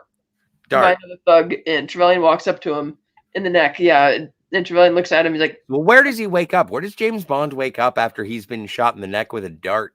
Well, Trevelyan's like, for England, James. And then we hear Natalia screaming, wake up, wake up. And he and her are strapped into the Tiger helicopter. Mm-hmm. And they're sitting there, and she's like, wake up. And he finally comes to. He's like, I'm here. And he sees that the missiles are set to launch. And she's like, well, okay, get us out of here. We're going to die. And he's trying to figure out what to do. He's like, I'm a little tied up. He's like, oh, never mind. And they're trying to figure out how to get out. The missiles launch, and they kind of crisscross past each other and loop back around. And he realizes, oh, shit, that they're going to come back and hit the helicopter. And he sees the ejection seat button, and he can't reach it. So he tries to hit it with his head several times. And at the last second, he finally gets it. And it's really cool because the entire canopy of the first seat and the second seat, rather than individual seats going up, it's like the whole canopy. Yeah, no, it's great. It's the whole. It's like a rocket escape pod. Yeah, it's like an escape pod with rockets. It just shoots up in the air. The rest of the helicopter blows up, and then the parachutes shoot out, and they land safely. And no sooner than he gets out and helps her out, that the military shows up. Bond and Natalia are arrested, likely tipped off. It's not as good as Die Hard 2. It's much better than Die Hard. No, the Die Hard 2 escaping from the exploding plane with an ejector seat was so much better than this. But you had to get 2 people out this time. That's why the first one was better, because it was only getting John McClane. Moving on. Sorry, that's a different movie, and it's not even Christmas anymore. So they get arrested. So Bond and Natalia get arrested and taken to this place to be interrogated, and they're sitting in a small interrogation room, and Bond's like giving her the business. Like, that's it. Who are you? What do you know? There's an insider. She's like, I don't know anything. I told you I don't know anything. It's like, you're lying to me. And she's like, I saw you're the one who called out of the dish. She's like, how do you know that? And he's like, we better make up your decision now. They come in. They're probably going to shoot us. And before she has time to tell him anything, in walks Dmitry Mishkin, who, by the way, that's right, he mentions the watch. He's like, I know you were there and your watch says you were, because it stopped right at the time of the detonation. But before she has a chance to tell him anything, Dmitry Mishkin walks in the room, played by Checky Cairo, and they're actually going to get John Rhys Davies. Checky Cairo from Wing Commander fame. They were actually going to get John Rhys Davies to come back to play Pushkin for this. Oh, that would have been bitchin'. and he turned it down. Oh, why? I don't know, but for the record, both Alan Rickman and Anthony Hopkins turned down the Trevelyan role for this film as well. Oh. Yeah, they were both offered up front. They're like, nah, we'll pass. Yeah, but that's kind of like Sean Connery turning down Star Trek V, I think. It's kind of it's a franchise at a low point, not expecting a comeback. And GoldenEye is a comeback for the James Bond series. So I can understand big names saying, nah. Yeah, and so And also, this is a Star Maker movie. it is. Famke Janssen, Sean Bean, even more so, I would say internationally. Alan Cumming. Yes, and so in walks Michigan, and the first thing he says when he sits down, "So, Mr. Bond, how would you like to be executed?" And he's like, "Oh, no, what? No interrogations, no chit chat." And saying, "That's the thing, the art of interrogation these days. They don't really know about it anymore." And then they start going back and forth at each other, sniping. It's like, "What's the penalty for jail? What's the penalty for treason?" And blah, blah, blah. And then Natalia finally gets fed up with it. She's like, "Stop it, both you boys with toys." And she's like, It's true. and then she's like, Ordomov did it. He showed up and set off the GoldenEye. I saw him do it. And Bond is genuinely surprised to hear this, because even though he has a grudge against Ordomov, he thought that M and Tanner were kind of correct when they're like, yeah, he's too much. He's promoted general. He's too patriotic. He wouldn't do that. And so he's surprised. And Dimitri's like, why would he do that? And she's like, because there is another satellite. And Mishka's like, another GoldenEye. And she's like, yes. And no, he doesn't say it like it's like pish tosh. He's like, oh no. Because he asked earlier when Urmov was, I tender my resignation. Mushkin he's like, can you assure us that there is not another GoldenEye? And he was like, I can assure you. Right, because Ormov did have the meeting, and he did bring up, well, what about these two survivors? And Ormov was like, what? Like, I was only made aware of the one, Boris Grishenko. He's like, no, there was a girl also whose body was not dead, Italian Senyovna, a general computer programmer. And he's like, I'll look into it. And he was trying to resign at that instance, citing his failure, because he was trying to distance himself from the government for what he's going to do, which was great. Oh, and I forgot, Natalia did actually tell Bond about Boris. And he's like, what is he, KGB? He's like, not computer programmer. He was kind of by that. That was funny. So she tells about it, Oromov, but before they have a chance to dive into any specifics, Oromov comes barging in, and this is where his character goes downhill a bit in the movie. Agreed. He's like sweating bullets. You can tell he's been drinking too much. And he's like, oh, Michigan, what are you doing? Taking over. This is my investigation. And it's like, that's it. He's like, well, from what I'm hearing, it is you who is out of order. And Michigan Oromov just leans down and grabs Bond's gun. He's like, I've seen this gun before. He's like, put it down, General. Do you? Put it down, General. Do you even know who the enemy is, Dmitri? Do you? And Michigan's like, God. And then and he just spins around, shoots the guard in the head. Why they didn't disarm Bond's gun and remove the bullets, I don't know. But he shoots the guard dead. He spins around and shoots Michigan dead. Then he unloads the bullets and puts the clip back in. And he's like, Defense Minister Michigan, murdered by British agent James Bond. And he tosses the gun back to him. And Bond puts it back in his holster. He's like, in turn, shots by soldiers trying to escape. And he pulls out his gun. He's like, gods. And Bond kicks the table over Oromov, smashing him into the wall, grabs the guard's AK-47, but he should have taken maybe a second to just shoot Oromov and be done with it. But instead, he just grabs Natalia. He's like, we're getting out of here. And then they get into pretty badass sequences. They're running through the facility. They're shooting at guys left, right, and center. They end up getting into this library of the art in the archives. And they're on the upper floor, and they're trying to hide. Oromov leads the charge in there. And it looks like he's really worried, sweating even more, looking a bit more disheveled. And all the guards there, they're looking, and all of a sudden, these folders just fall out of one of the racks by Natalia, and they start firing some more. She and Bond are running as all the bullets are flying through the floor, and then one of the grates, of course, breaks open. She falls.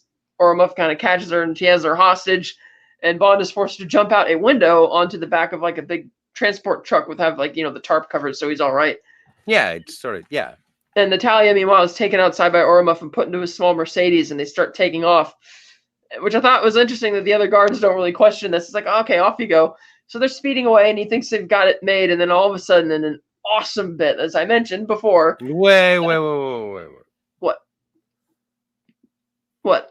Are you going to talk about noticing the tank, or are you going to talk about driving? I'm going to talk about the badass moment when out of the blue, this giant tank just breaks through this. Okay, so back it up. Wait. Back it up just 1 second, and I'm sorry to yell. So when he does jump out of the window, he falls. He looks over and he sees a tank. And at that point, again, I'm like, what are you gonna do? And then James Bond does it. Kat, take it away. As I was trenching and trying to preserve the surprise, a gargantuan tank just breaks through the brick wall and starts smashing down the street.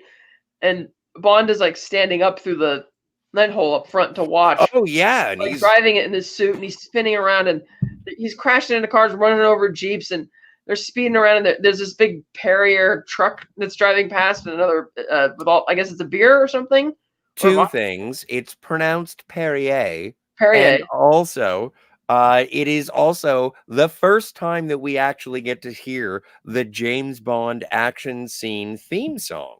Yes, as the tank breaks through the truck, knocking all of these beer all over the place. I have neighbors, so I can't scream it.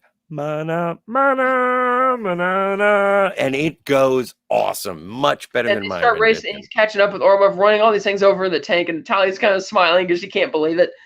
And then we finally have the third iconic line of pop culture in this movie when Orlov's like, use the bumper, that's what it's for, which is awesome. Oh, that's amazing, yeah. That is amazing.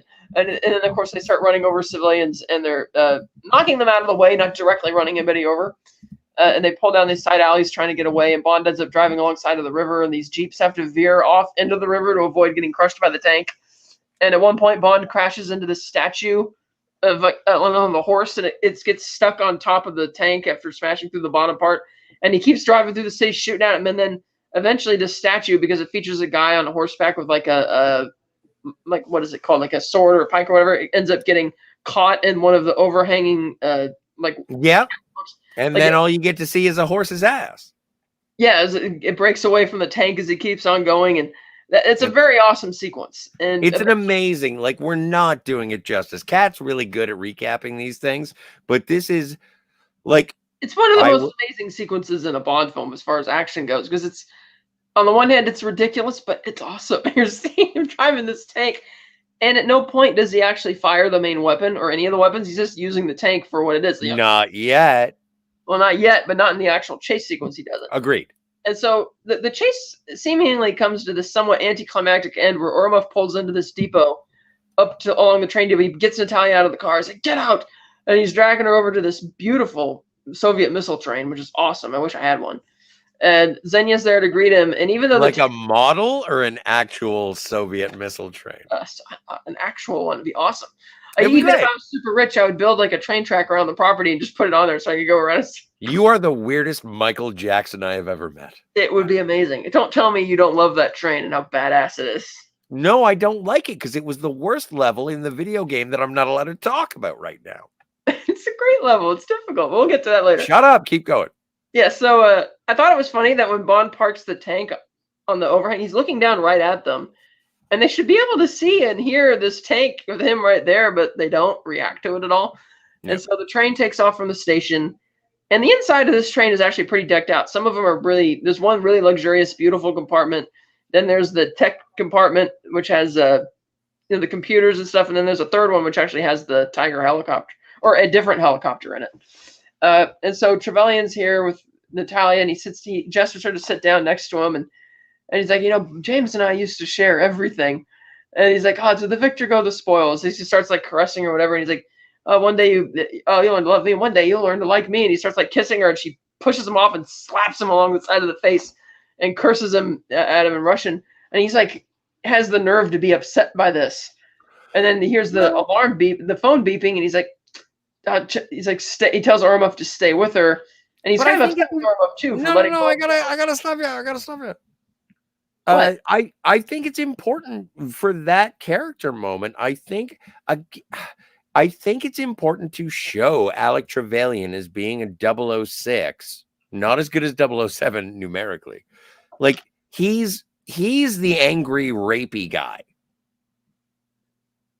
And James Bond is not that. Like, the villain of the movie is what you would think. Like, what I'm saying is that Pierce Brosnan is attempting to be the woke 007. No, Keep going. he's not. And so That's fine. Disagree with me and move on. yeah, not at all. So the phone rings and he's like, he tells Oromov to stay with her, and he's upset with Oromov for not killing Bond. Even says at one point that, oh, it's like good for him, bad for you. And Oromov just kind of gives him this look like, what? You didn't talk down to me?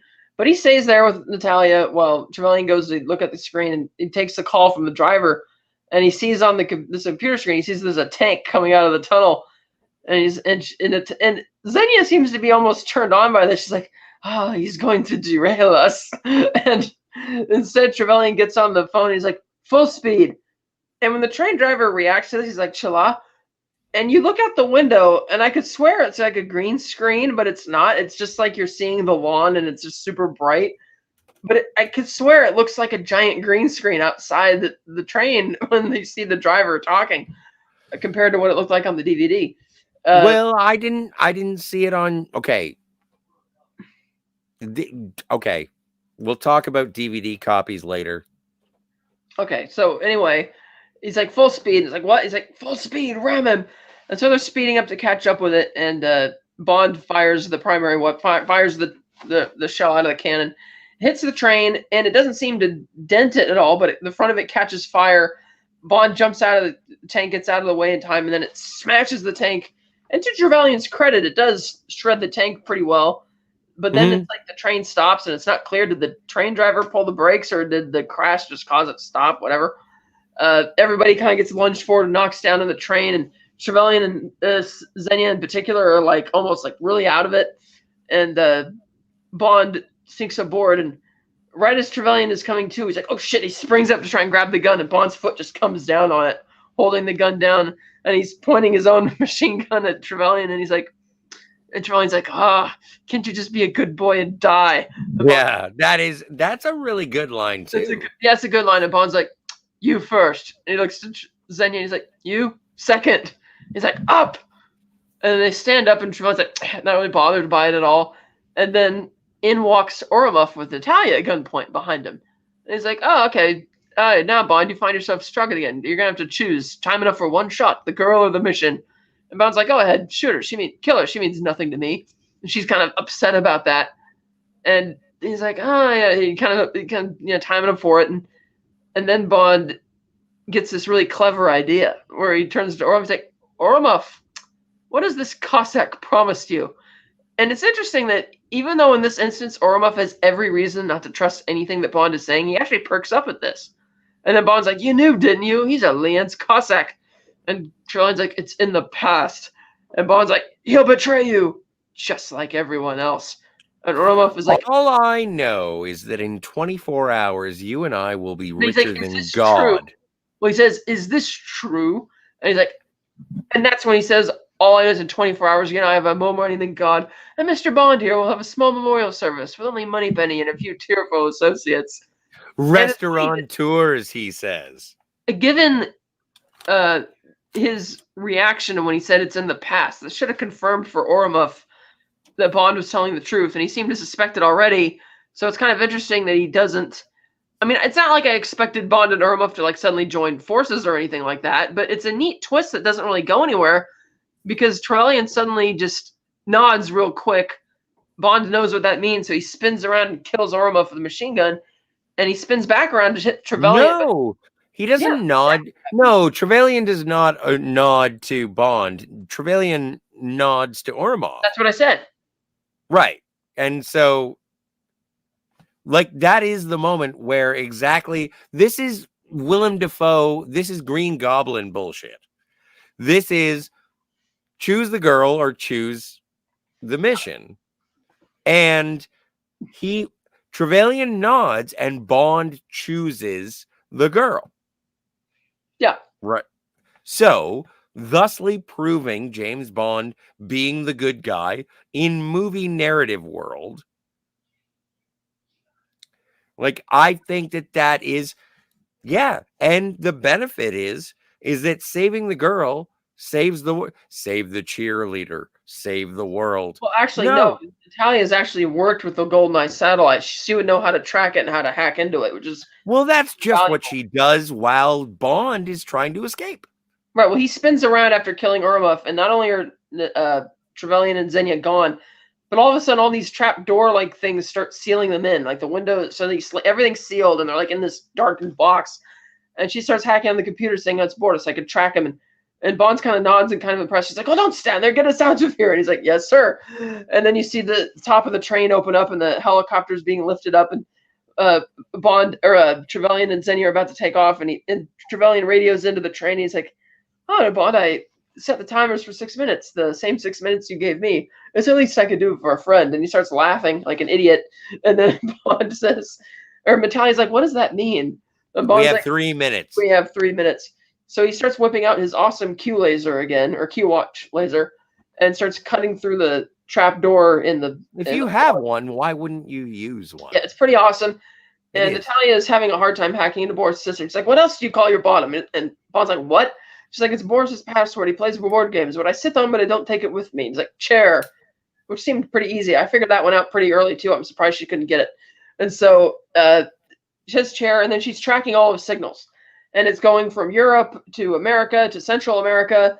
It And was Boris, in Toronto at one point. Yes, it was in Toronto at one point. And Boris, seeing this now in the control center in Cuba, he zings over to the mainframe and starts whipping out all of the circuit boards because he doesn't want her to finish tracking it. And eventually he succeeds. And the last That's how the internet works, Kat. and the last place it tracked them to is Cuba. And Bond ushers her outside. They start running, and at the last second, the train explodes, and they dive out of the way. And they're like, "Oh, they're all right." And then it cuts to, I believe, Miami or somewhere in Florida, in the Florida Keys. And they're driving along in their BMW. She's like, "Oh, I've always wanted to go to the Caribbean," which is true because if you look closely on her computer at the beginning of the movie, she actually has a bunch of pictures of like the Caribbean beaches and palm trees on her computer.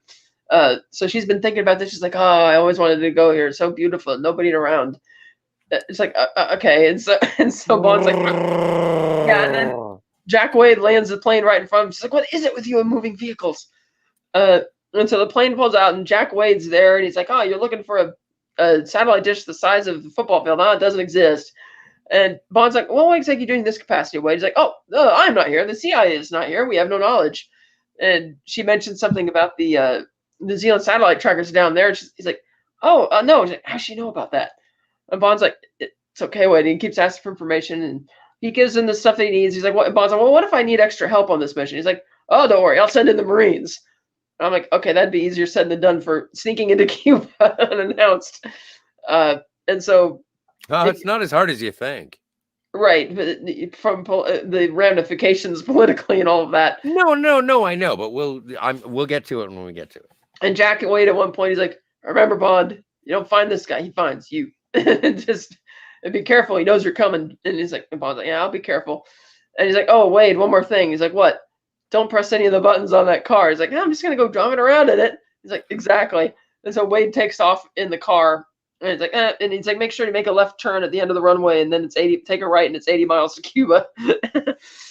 So then we cut to sunset, and Bond and Natalia are. I take it they're still in the Keys. They're at this beautiful beach house, a great sunset. Bond's sitting on the beach, and you have this kind of. No, I assume they're in Cuba. I think they're in Cuba. Did they fly to Cuba at this point and land? I think that's I think that's where they're hanging out. I think that's where they are. So she walks up to him, and she's like, "Oh, so this Trevelyan person, he was your friend, and now he betrayed you. Now you're going to kill him." He's like, "What? You think He's like, "All of your guns are killed for what? So you be here?" And he tries to, it's like, "Oh, listen to me." And she's like, not impressed. Like, "No, this is not what keeps you sane. It's what keeps you alone." Okay. Hang on. All right. You're running through this. Again, I think this is one of the definitive Pierce Brosnan scenes that like it characterizes his Bond is that he's a cold-hearted man. Look into his eyes. Uh-oh. He's been telling lies. All right. He's killed a guy or two. And also, why are you wearing a sarong and a bikini top? So when you're coming up to me to ask about my personal scars, it's because you're into me because I'm James Bond. I just saved your life. let's not forget this entire film franchise is about fantasy. It's exotic locations. When was the last time you were on a beach like that? 4 years ago. Yeah, well, keep going.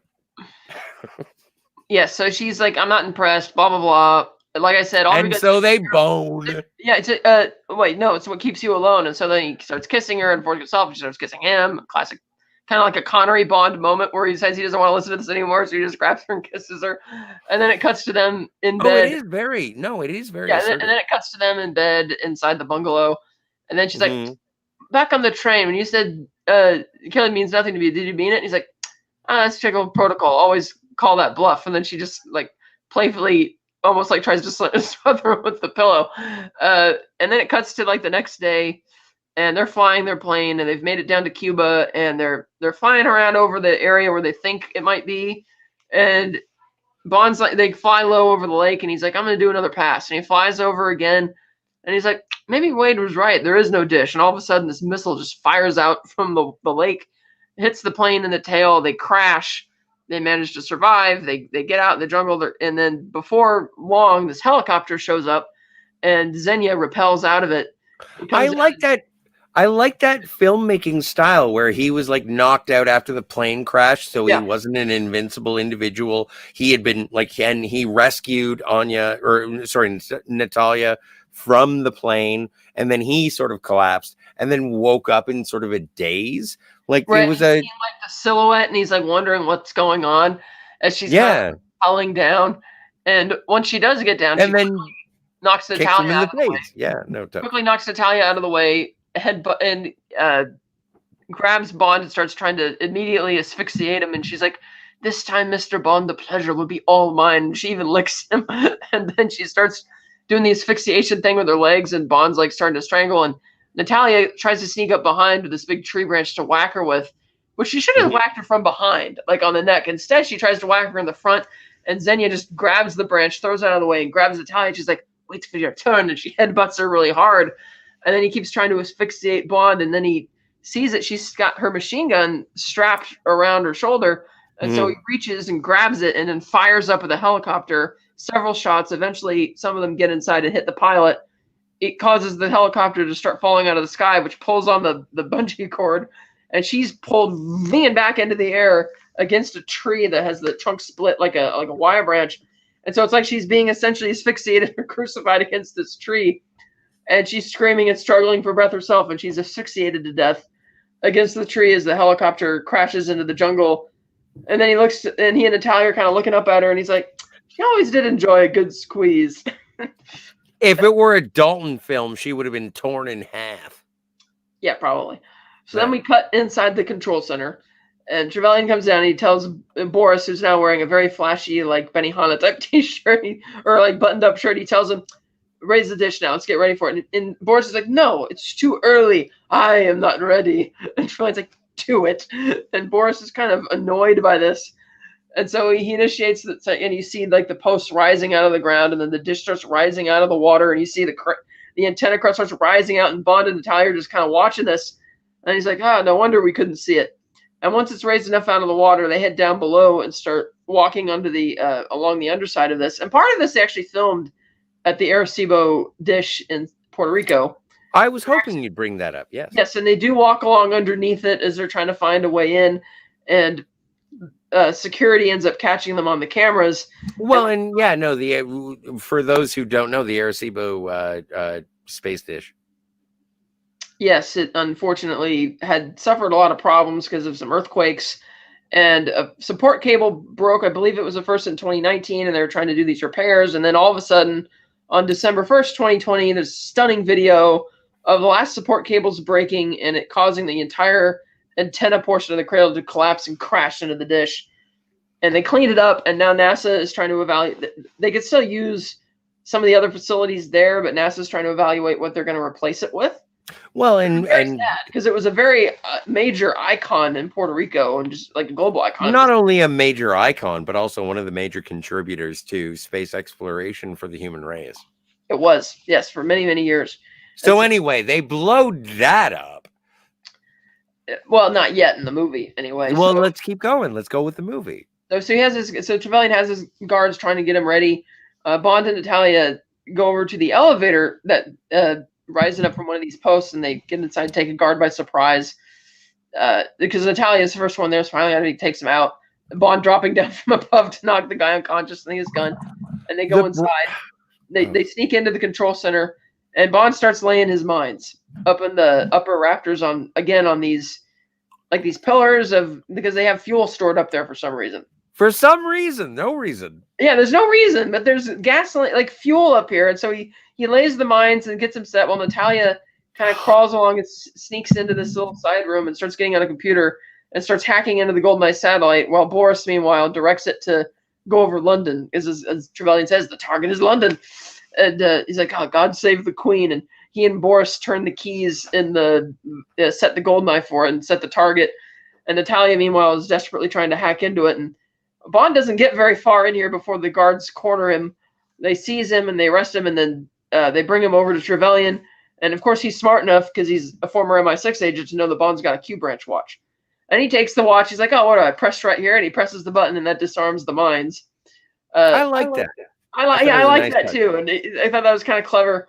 And he's like, where's the girl? Bond doesn't say nothing. He's like, find her. And eventually they do find her. And she, at the last second, enters like the code, having re-scrambled it. We're not sure what she's accomplished at this time.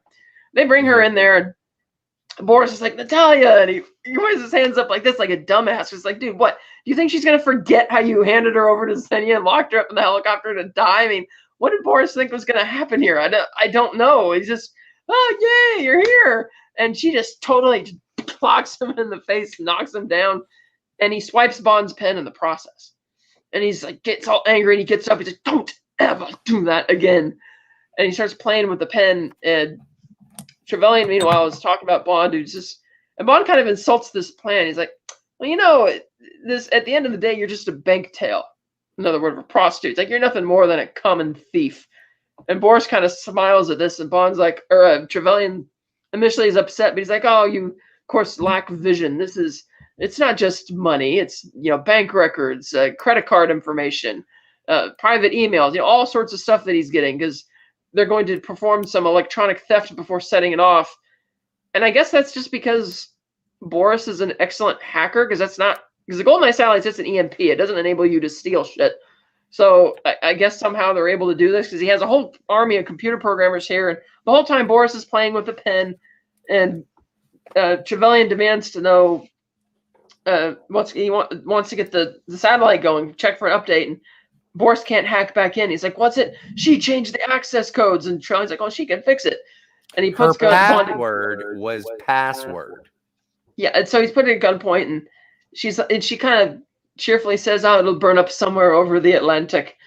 And he can't get in any of the access codes. And so Trevelyan puts Bond at gunpoint, and she's like, oh, go ahead, shoot him. He means nothing to me.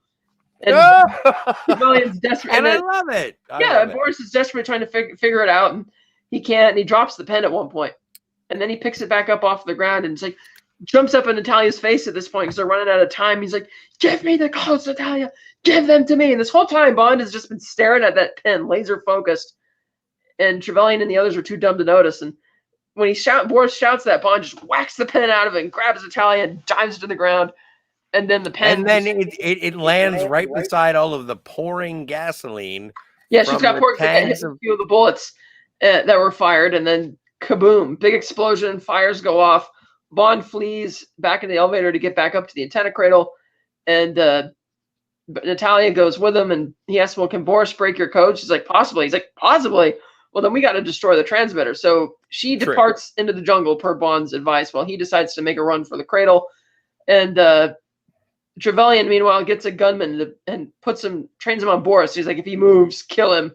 And Boris is like, ah! And he starts hacking away as quickly as he can on his computer. And Bond and Trevelyan, meanwhile, get in this neat cat and mouse chase up on the upper superstructure of the antenna, shooting at each other back and forth. And at one point, Bond follows like the blood trail, literally, and they end up in this little warehouse design up there, where Bond takes a big metal pole and jabs it into the conveyor system to lock it, so that way the antenna can't finish repositioning itself.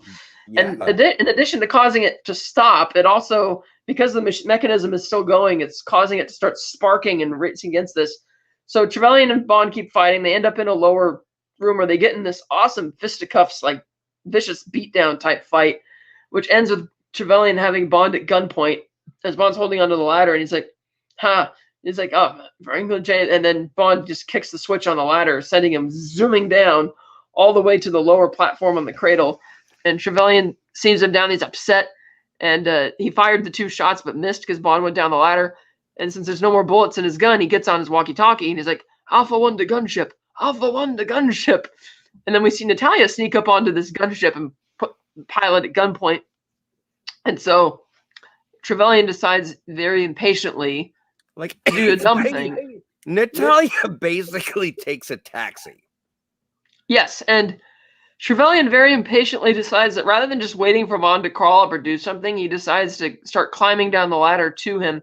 And at one point, he even stops and slides down and hits Bond even harder and knocks him down. And Bond ends up climbing back up, and Trevelyan ends up like stepping on Bond's hands at one point because he's only holding on with one arm. And Trevelyan looks down and kind of smiling and jabs it. And Bond falls and has to grab onto one of the cables to stop him completely falling off.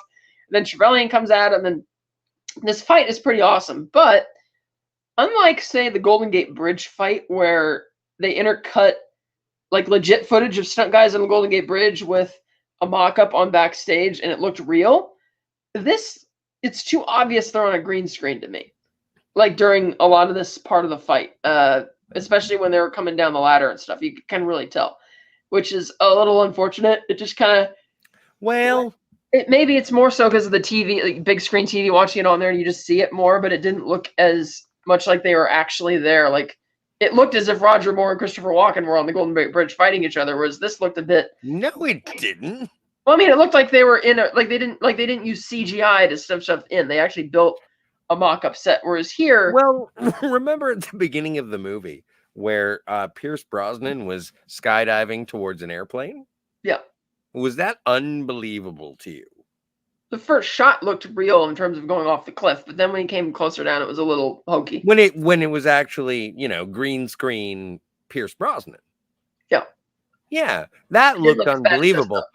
But sort of like when it comes to James Bond movies, that is part of my suspension of disbelief. Yeah, I just don't think it looked very good for this compared to other films before it. So anyway, they get in a big fight, and so you thought Diamonds Are Forever was better than that one was bad, but this one shouldn't be this bad considering it's 1995. Anyway, I found the car chase in Las Vegas more believable than the tank chase in St. Petersburg. Really? No. Good.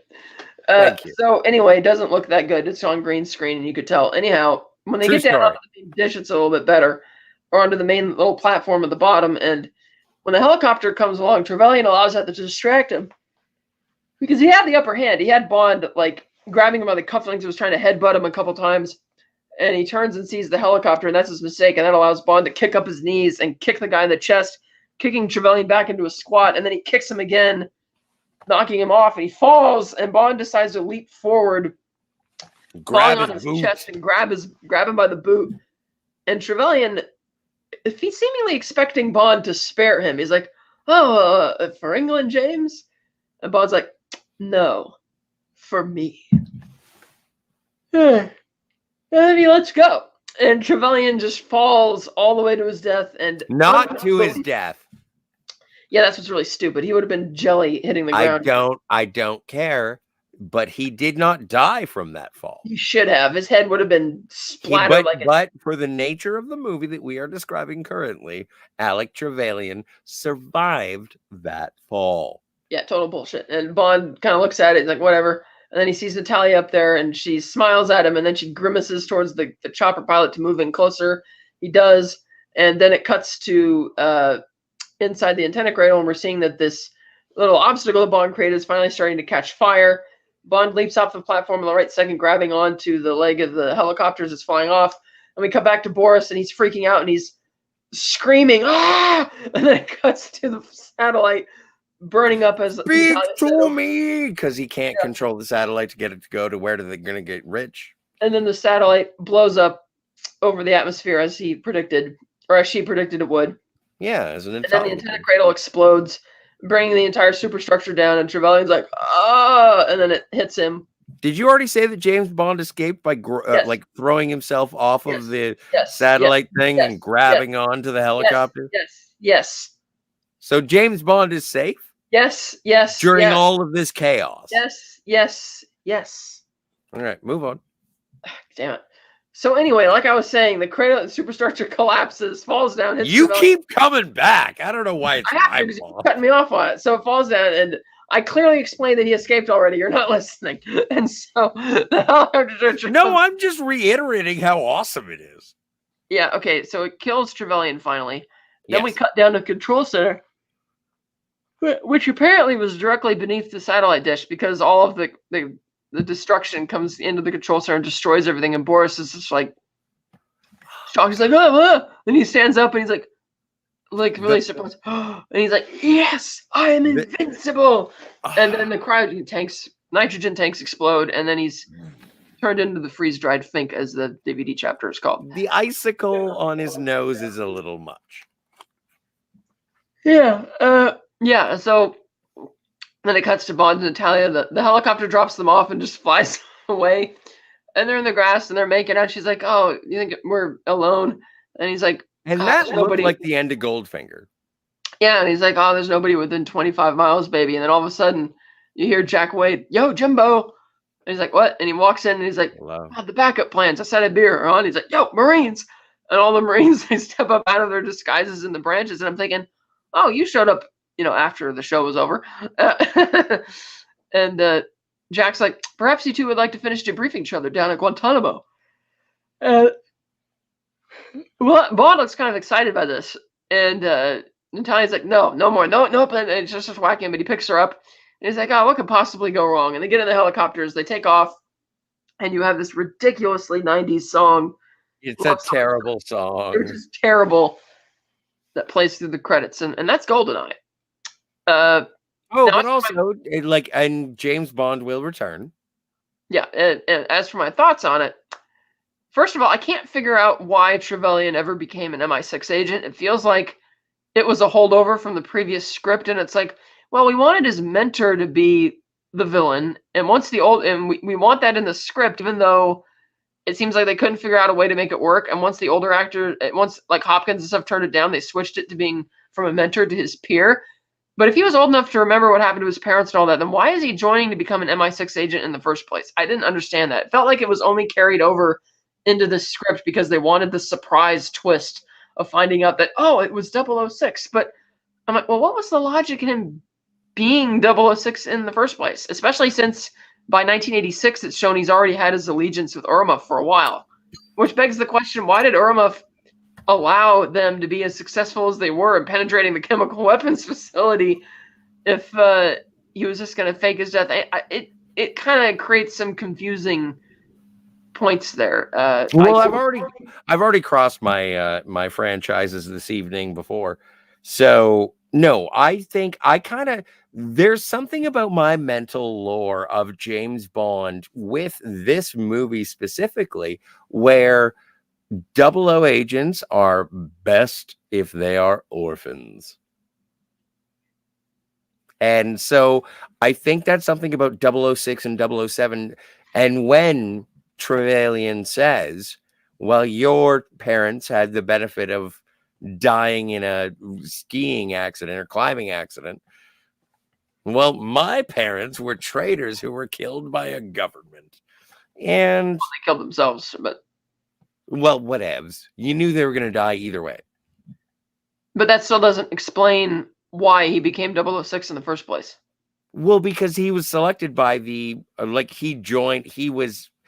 found himself within the Commonwealth, and he became susceptible to military service, at which point he was selected by MI6. That's the odd thing is, like he said, when Bond says, well, how did they miss it? And he's like, oh, they didn't miss it. They just mistakenly thought I was young enough not to remember, meaning that he did remember. So it's like, well, why are you bothering to join the military and be an MI6?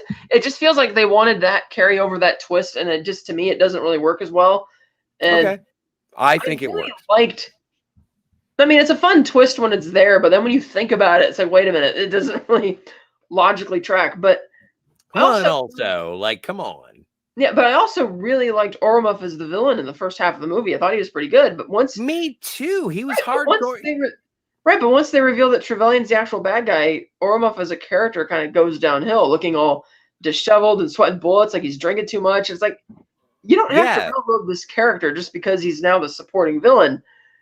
And like I said, I love that twist where Bond tips him off that, hey, this guy's a Cossack, but then they don't do anything with it. And I even thought that ending for him was a bit disappointing, even seeing it for the first time as an 8-year-old. Again, But I'm I not think, sure exactly where it could have gone, but well, no, but I think that's sort of like, okay, so I love Robbie Coltrane. And I think that it gives, like, Robbie Coltrane gives the credibility to Alec Trevelyan as a character. I'm not saying that that gives credibility to Sean Bean as an actor, but I think that Robbie Coltrane carries a lot of weight in this movie to make the plot happen. And we'll talk about Robbie Coltrane when he shows up again. But I love him in that. And he does say, this is who this guy is. yeah. Do you think you know who he was? I know who he was.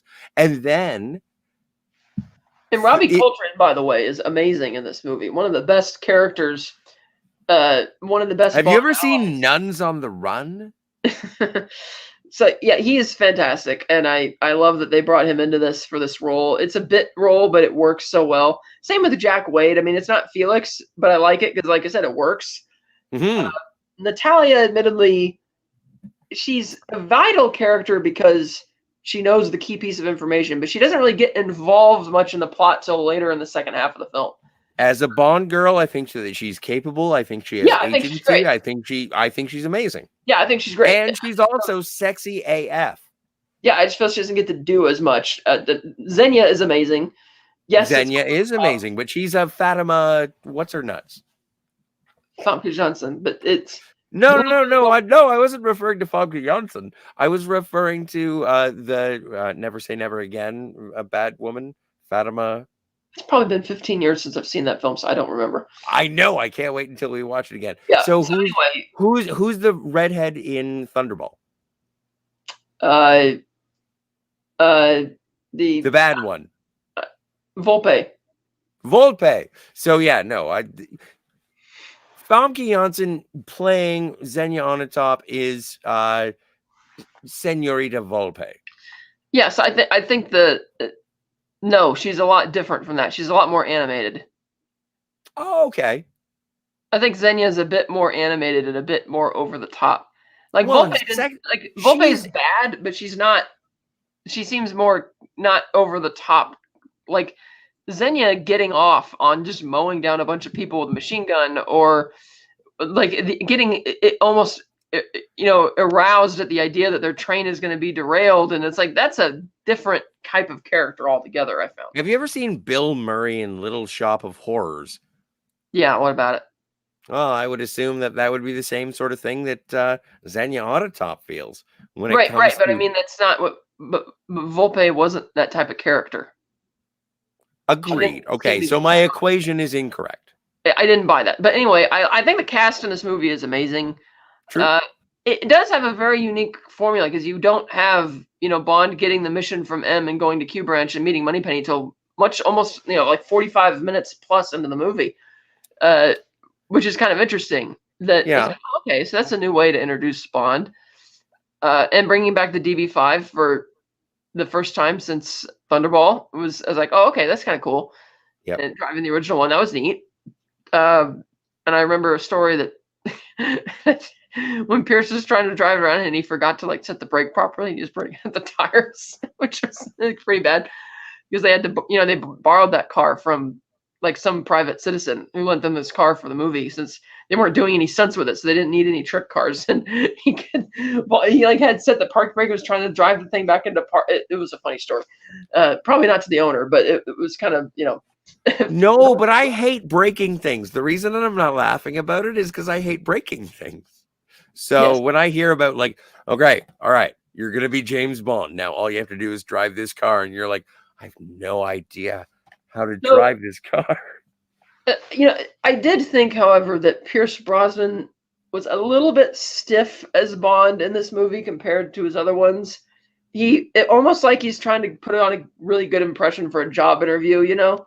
Like he's really tight and holy. Like I feel he's a lot looser in his second one and a bit more veteran and calm in this third one, whereas here he does feel a little stiff to me. A bit.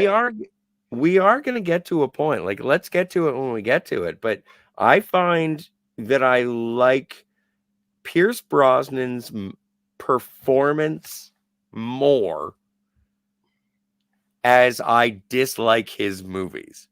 So my favorite performance is in Die Another Day, but I hate that movie. Are you kidding? Yeah, no, I'm not. No, I'm not. I can't stand his performance in that movie. But anyway, it just gets better from here. My favorite performance is so good, but the movies get weirder. They're not that weird. I think we'll get to it when we get there next week. We will. True story. And we will return. We're gonna watch Tomorrow Never Dies. Because Tomorrow Never Dies. No, I know. I'm just, I'm plugging. So I like. So he's a little bit stiff. This movie definitely still feels very 90s to me, and it's funny that because I've played the video game so much, going back and watching the movie feels almost a bit surreal when you see like where they took their inspirational cues from for the film, or I mean for the game. But the movie, I remember this was the first Bond movie I'd ever seen. I was in Arizona, spring or summer '96. Grandfather took me to the video store, and this had just recently come to video. There were like big posters for it and cardboard standees. I'm like, oh, what's this? We got to rent this, Grandpa. And he's like, oh, well, Bond, you got to see this over here. So we went to the 007 section. I was amazed that there was a 007 section. And so we rented GoldenEye, Dr. No, From Russia with Love, Goldfinger. And despite that, those latter three films have a very different tone and pace compared to the GoldenEye, I still loved them all because it just something about, the character and the formula and everything. It just worked. It didn't bother me. And so they say you're kind of favorably biased towards your first. I admit, when I went back to watch this back in February 2020, when I was marathoning all the films leading up to the original release date for No Time to Die, I watched it and I thought I was going to get completely washed over with this sense of biased nostalgia, and I wasn't. It's like I could see the flaws, again, which we went over some of it. I thought he was a little stiff, some of the plot logic issues, and it's like, I mean, I still really enjoy it. It's still a really good movie. But it doesn't have that, oh my God, this is the most amazing, perfect thing I've ever seen that I felt for so many years about it. And I still kind of feel that way today after watching it. It's like I wish I could pluck Pierce's performance from The World Is Not Enough and put it into this movie. And I think that would make it for me a lot better. And I actually do, as I said, I like Eric Serra's score for the most part. It gives the movie a unique flavor and its own identity. And I think when they use the Bond theme, it's in the right scene and it works really well. But I don't agree with the idea that you should only ever lean on the Bond theme rather than trying to like John Barry was really good at incorporating the scores, like the melodies from the songs, into the movies. Mm-hmm. And this one doesn't really do that. It's like all original music from Eric Serra, which is interesting. Like I don't recall hearing any of the music cues or melody from the GoldenEye title song in the rest of the film, and then they don't even bother playing it again at the end. I may be a little bit brainwashed in the fact that I was reminiscent more about the video game music that I heard in the movie as opposed to Bond music in the movie. Yeah, and I know there's a lot of Bond fans who say they really don't like this soundtrack, but I really like it. And the song, by the way, is of course amazing. Sean Bean, I admit I don't like that Trevelyan is always very poetic. Before you move on, before we get out of the music, come on. Like that is my best rendition. Okay, so if I may just make an association.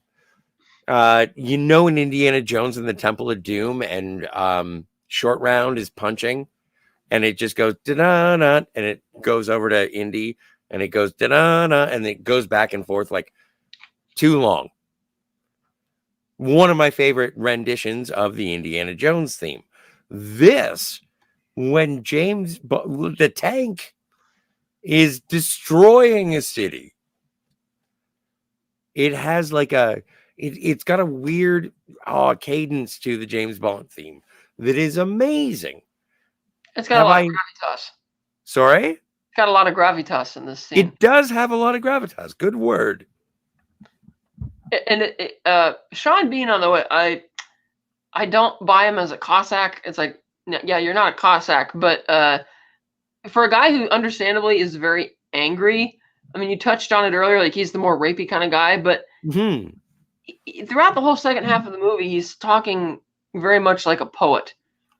Like, the way, oh, Bond, like you fleeting in the arms of all those willing women and all the ones you failed to protect, and all these type of like poetry like lines, and I'm thinking, aren't you supposed to be a really angry, revenge-driven, maniac? And given the history of the Cossacks and the implications and how the traders are going back, it's like I didn't feel or buy that he's a Cossack in this movie at all. Well, and I don't think that that's what I felt either.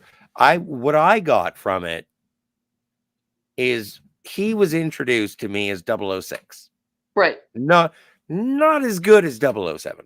Right. And as the movie went on, they threw a lot of details onto it, but ultimately it came to the betrayal of friendship. Yes. And yeah, that's what I got from it. And so whenever Alec got poetic, I was just like, he knew how to communicate with James to hurt him. Yeah.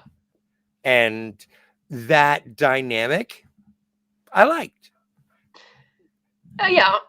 And I did buy them as that, but like I said, the plot logic of him being a Cossack and why he joined MI6 and when did he meet Oromov and all that doesn't. Well, he was the grandson of a Nazi, don't you know?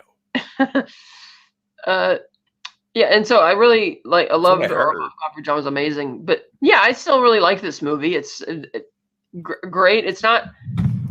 Is it Martini time? Or yeah, we're getting close to that. I have a hard time ranking this with the other Brosnan. I've always had a hard time ranking some of the Brosnan films, with the exception of Die Another Day, which I put at the bottom. But I don't know. Are we at Martini time? What do you give it? I'm giving no. I'm doing ominous ASMR. No. What do you give it? I don't know. You're saying that your nostalgia covered glasses are looking back on something and they're saying this is not as good as I thought it was. And I'm looking back on it and I'm like, it's not as good as it was. It's better.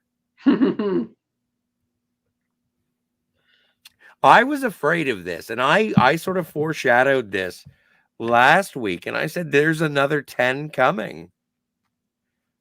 Oh, really? And yeah, this is a 10 for me. Nice.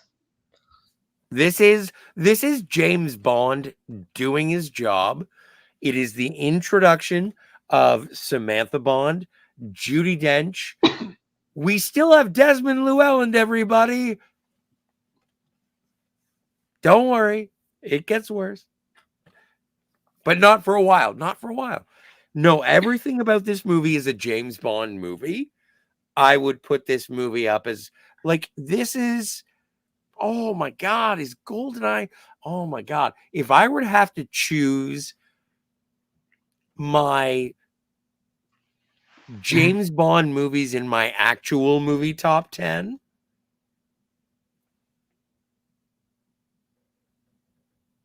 this might make the cut. But no, this is a 10. If I were to introduce people to James Bond movies and they've never seen them before, I was like, try this first, see what happens. I think I'll give it an 8.5, 8.5 martinis. 8.5 martinis. Or 8 or 8.5. I'm teetering between there. You're allowed 8.5. All right, I'll just take 8.5 martinis for this one. Sounds good. Remember when I was a stickler? Yeah, I remember that. So that's GoldenEye. How many 10s do I have? I have 2 10s. And Kat has 2 10s. All right. So we should go to the chat because heavens, we tease. Thank you so much. I can't even know where to start. How many people are watching? How many people are still here? Well, it doesn't really matter. Maybe they catch up on the late night. Hey, look. Hey, Kat, did you want to go to the chat? Of course. Cinema Gulp is here. Do you speak Spanish? Yeah, hola, ¿cómo estás? Hello. Thank you.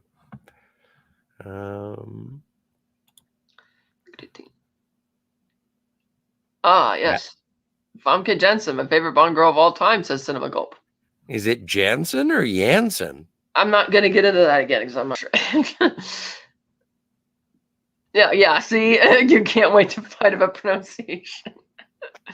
I called it. Oh, yeah, no, totes. Oh, right. We forgot to talk about that. Yes, Martin Campbell. They first offered this movie to John Woo, and he said, "Oh, I'm honored," but he declined, which I think is good. I'm not sure if his style would be right for this. I saw what he did with Mission Impossible 2. I was like, not exactly.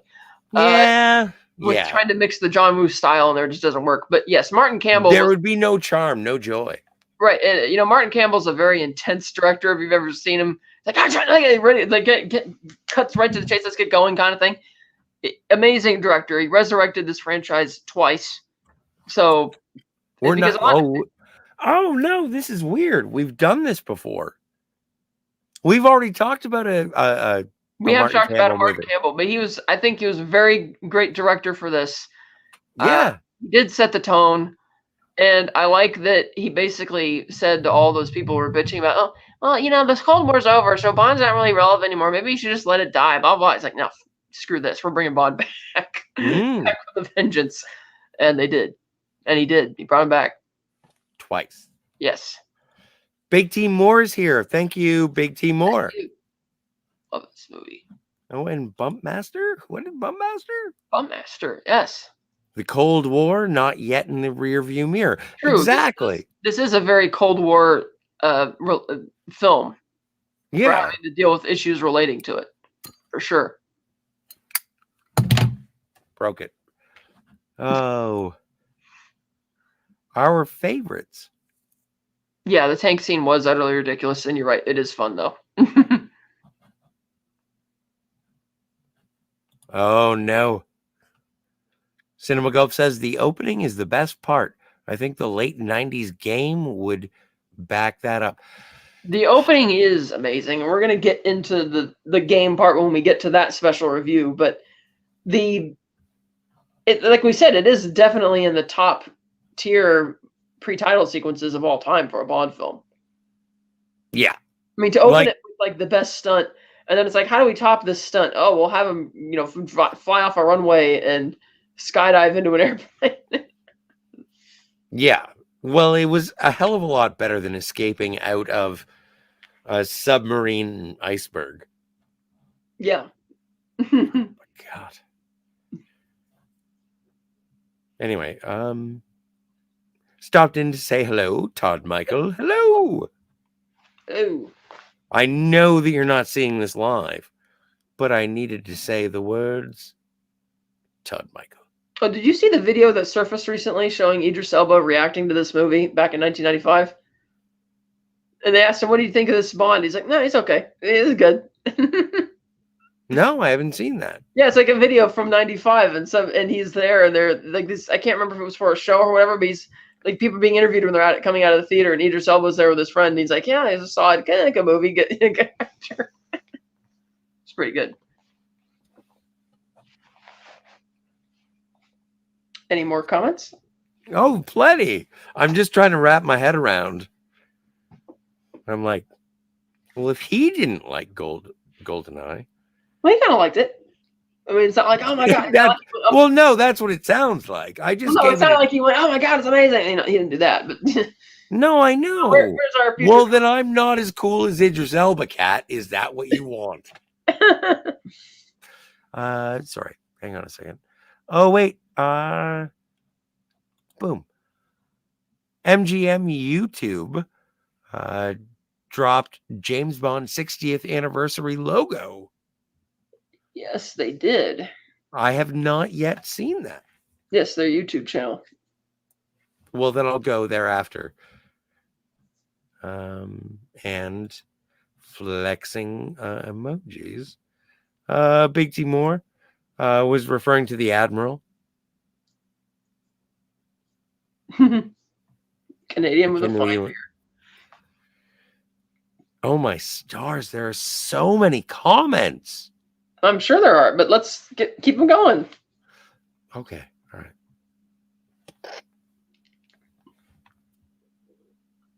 Are there no more comments?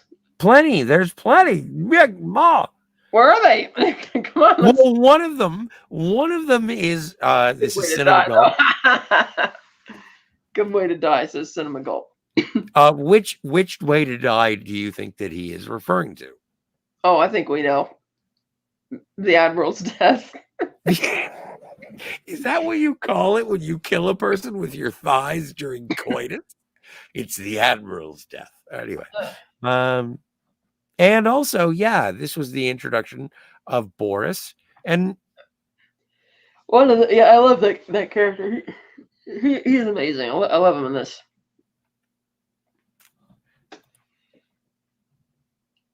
Yes. If you can get Judi Dench, you get Judi Dench. Oh my God. Can I be somewhat morbid? Why? No reason. Never mind. I won't do it. Say it. Okay. Remember, how Betty White died? Yes. What's gonna happen when Judi Dench? Okay. Next comment.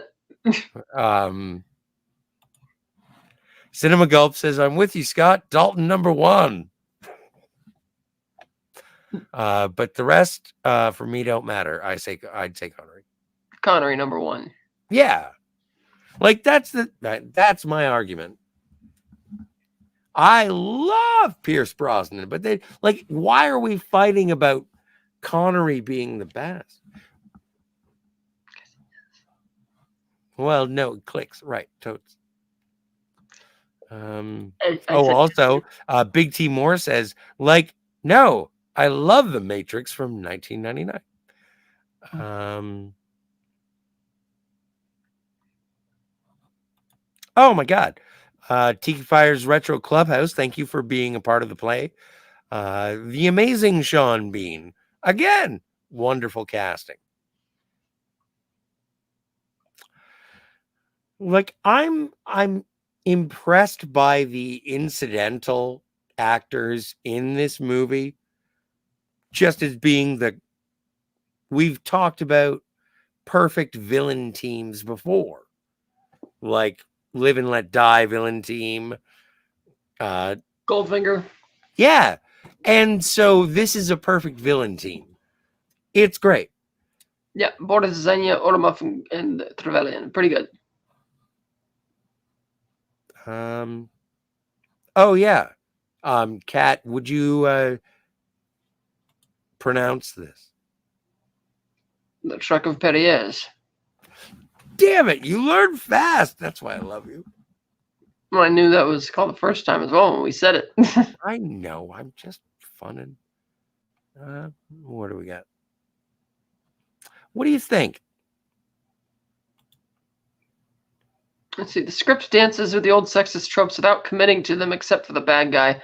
Not sure I'd call it woke. Yeah, it's not woke in a modern sense. Some people have tried to say that. It's like, even people are saying the Moneypenny thing was woke because she mentioned sexual harassment. I'm like, no, she's setting it up for a great punchline that you're going to have to cash in on those innuendos. And yes, when M says, I think you're a sexist, misogynist dinosaur, that's them having this confrontational back and forth as well as breaking the fourth wall to say, yeah, we get it. Some of the older Bonds were not really in line as much as they probably should have been, but we're moving on from that. But I don't know. But Kat, no, but I do find this film to be quite woke. Well, that's a race thing. That's not a sex women thing. So, no, I think it's a feminism thing. I think that this movie is actually rather I think it promotes equality. Right, but that's not doing it in a bad way. No, not in a bad way. I think it actually empowers both men and women.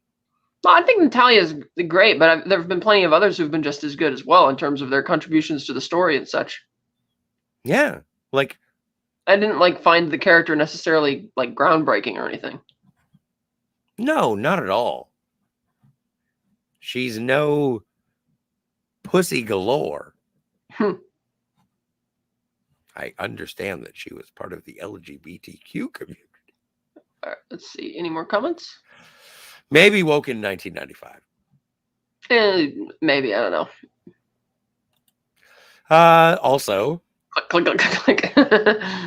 Yes, I love doing that with pens. And I did that all the time for many years. Since I type mostly nowadays, I don't really use pens that much anymore, so I don't find myself doing that. But I never became as good at it as Boris. Fatima Blush is from Never Say Never Again. Thank you again. Like you with License to Kill, I've been holding off on watching Never Say Never Again until it's time for the review. Yeah. Well, I am somewhat dreading the David Niven Casino Royale. Yeah, I'm not even sure if I'm going to be able to do an accurate recap of that one because that's just all over the place. You know what? And the thing with it is that because from what I remember, let's finish up. So that is the chat. If anyone is watching, hey, thank you. Yeah, oh yeah, totes. When we watch it, because I'm going to be confused by the David Niven Casino Royale. Right. We'll talk about that when we get there. But well, no, but there's a new slideshow option. So maybe I'll be able to show pictures of the nonsense. Okay. So special effects, maybe. Okay. All right. Do you have anything else to wrap it up? Any more comments? Yeah. No. You said there were a lot of them. No, I know. I skipped over a bunch of them. Were they good? I need new glasses. That doesn't answer the question, Scott. Well, I can't read. No, I got click. Can't read. I can read it. No, but the thing is that okay. So what do we got? We got Totes from Cinema Gulp, referring to Tiki Fire's Retro Clubhouse. Cinema Gulp. My wife from Tiki Fire says, my wife always says, I can show it up. Let me see here. My wife always says Brosnan was too much of a pretty boy back then. Yeah. Let's see. Here we go. I'm loading the comments here. Oh, do you have access? I do. I can't throw it on the screen though. Oh, okay. Maybe so Tiki Fire also wrote that maybe the fuel was for generators to power the computers. Maybe. That doesn't make a lick of sense. I mean, as far as why they're in there, yeah, but could be an asset fighting the Soviets. Yes, spectacles, testicles, wallet, and watch. Wallet and watch is the one that, I get spectacles, testicles, but I don't know which side my watch and wallet are supposed to go. Yeah. Let's see. Hey, Tim's here. Oh, yes, and Big T Moore says that Trevelyan is one of the best villains, right up there with Robert Shaw as Red Grant, which is pretty cool. And Tiki Fire also says that GoldenEye is some of the best action set pieces in the series. And Tiki Fire also gives in a rating with a review. 10 Martinis, perfect casting, great action set pieces, great all around, even with a handful of flaws. Yes, very good. I might up my rating next week as I think about it. Tiki Fire also rated their Bonds, ranking them as Dalton, Connery, Craig, Brosnan, Moore, Lazenby, although he'd almost put Craig by himself as his own thing. That's interesting. Well, and I agree with that. So that looks like, that looks like about, yeah, the Matrix comment looks like it's from a different conversation. Context, he's Dutch, films, great casting. Yeah, okay, so it's pretty cool.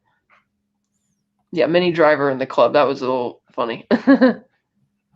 Oh, no, I love Mini Driver. That's right. Tiki Fire points out that Walter Gotell, who played Gogol in the Moore era, had also played Morzani in From Russia with Love. So there's a precedent for recasting the same actors in the series. Agreed. That's true. So those are other comments there. So that's good. We cover those comments. I would bump it up to a 9 if Brosnan, his performance is a little bit better, but I still really like the movie. I don't think I've actually given any of the films a 9. Like originally I did, and then I knocked some of them back down to 8s. We'll see how the rest go though. No 9s. Yeah. Well, unfortunately, it looks like I'm out of 10s. I don't know. We'll see how I might be out of 10s as well. But that is the end of GoldenEye. GoldenEye. I almost said it. Named after his Jamaican residence, Ian Fleming's Jamaica house. In turn, named after an operation in World War II that he codenamed that was going to deal with a potential Nazi invasion through Spain if that had ever happened. Yes, so I heard about it in Casablanca. Yeah. Moving on. So I guess that's GoldenEye. It is, and we will be doing another Gush Fest about GoldenEye when we eventually get to reviewing the video game. Yeah, we're looking forward to actually doing the game. And sorry about not talking about the game, but we're actually going to have to fucking play the game. We're going to save that for its own video. Yeah. So there you are. But that's not important right now. What is important is that much like, I've never really worked out how this works, but much like Martinis, Gadgets, and Guns, James Bond will return next week. With Tomorrow Never Dies. Tomorrow Never Dies is the one. Yes. Okay. I'm gonna leave the studio now. Don't forget to end the stream. So good night, all. No, I'm just gonna leave the studio. It'll be awkward and awesome.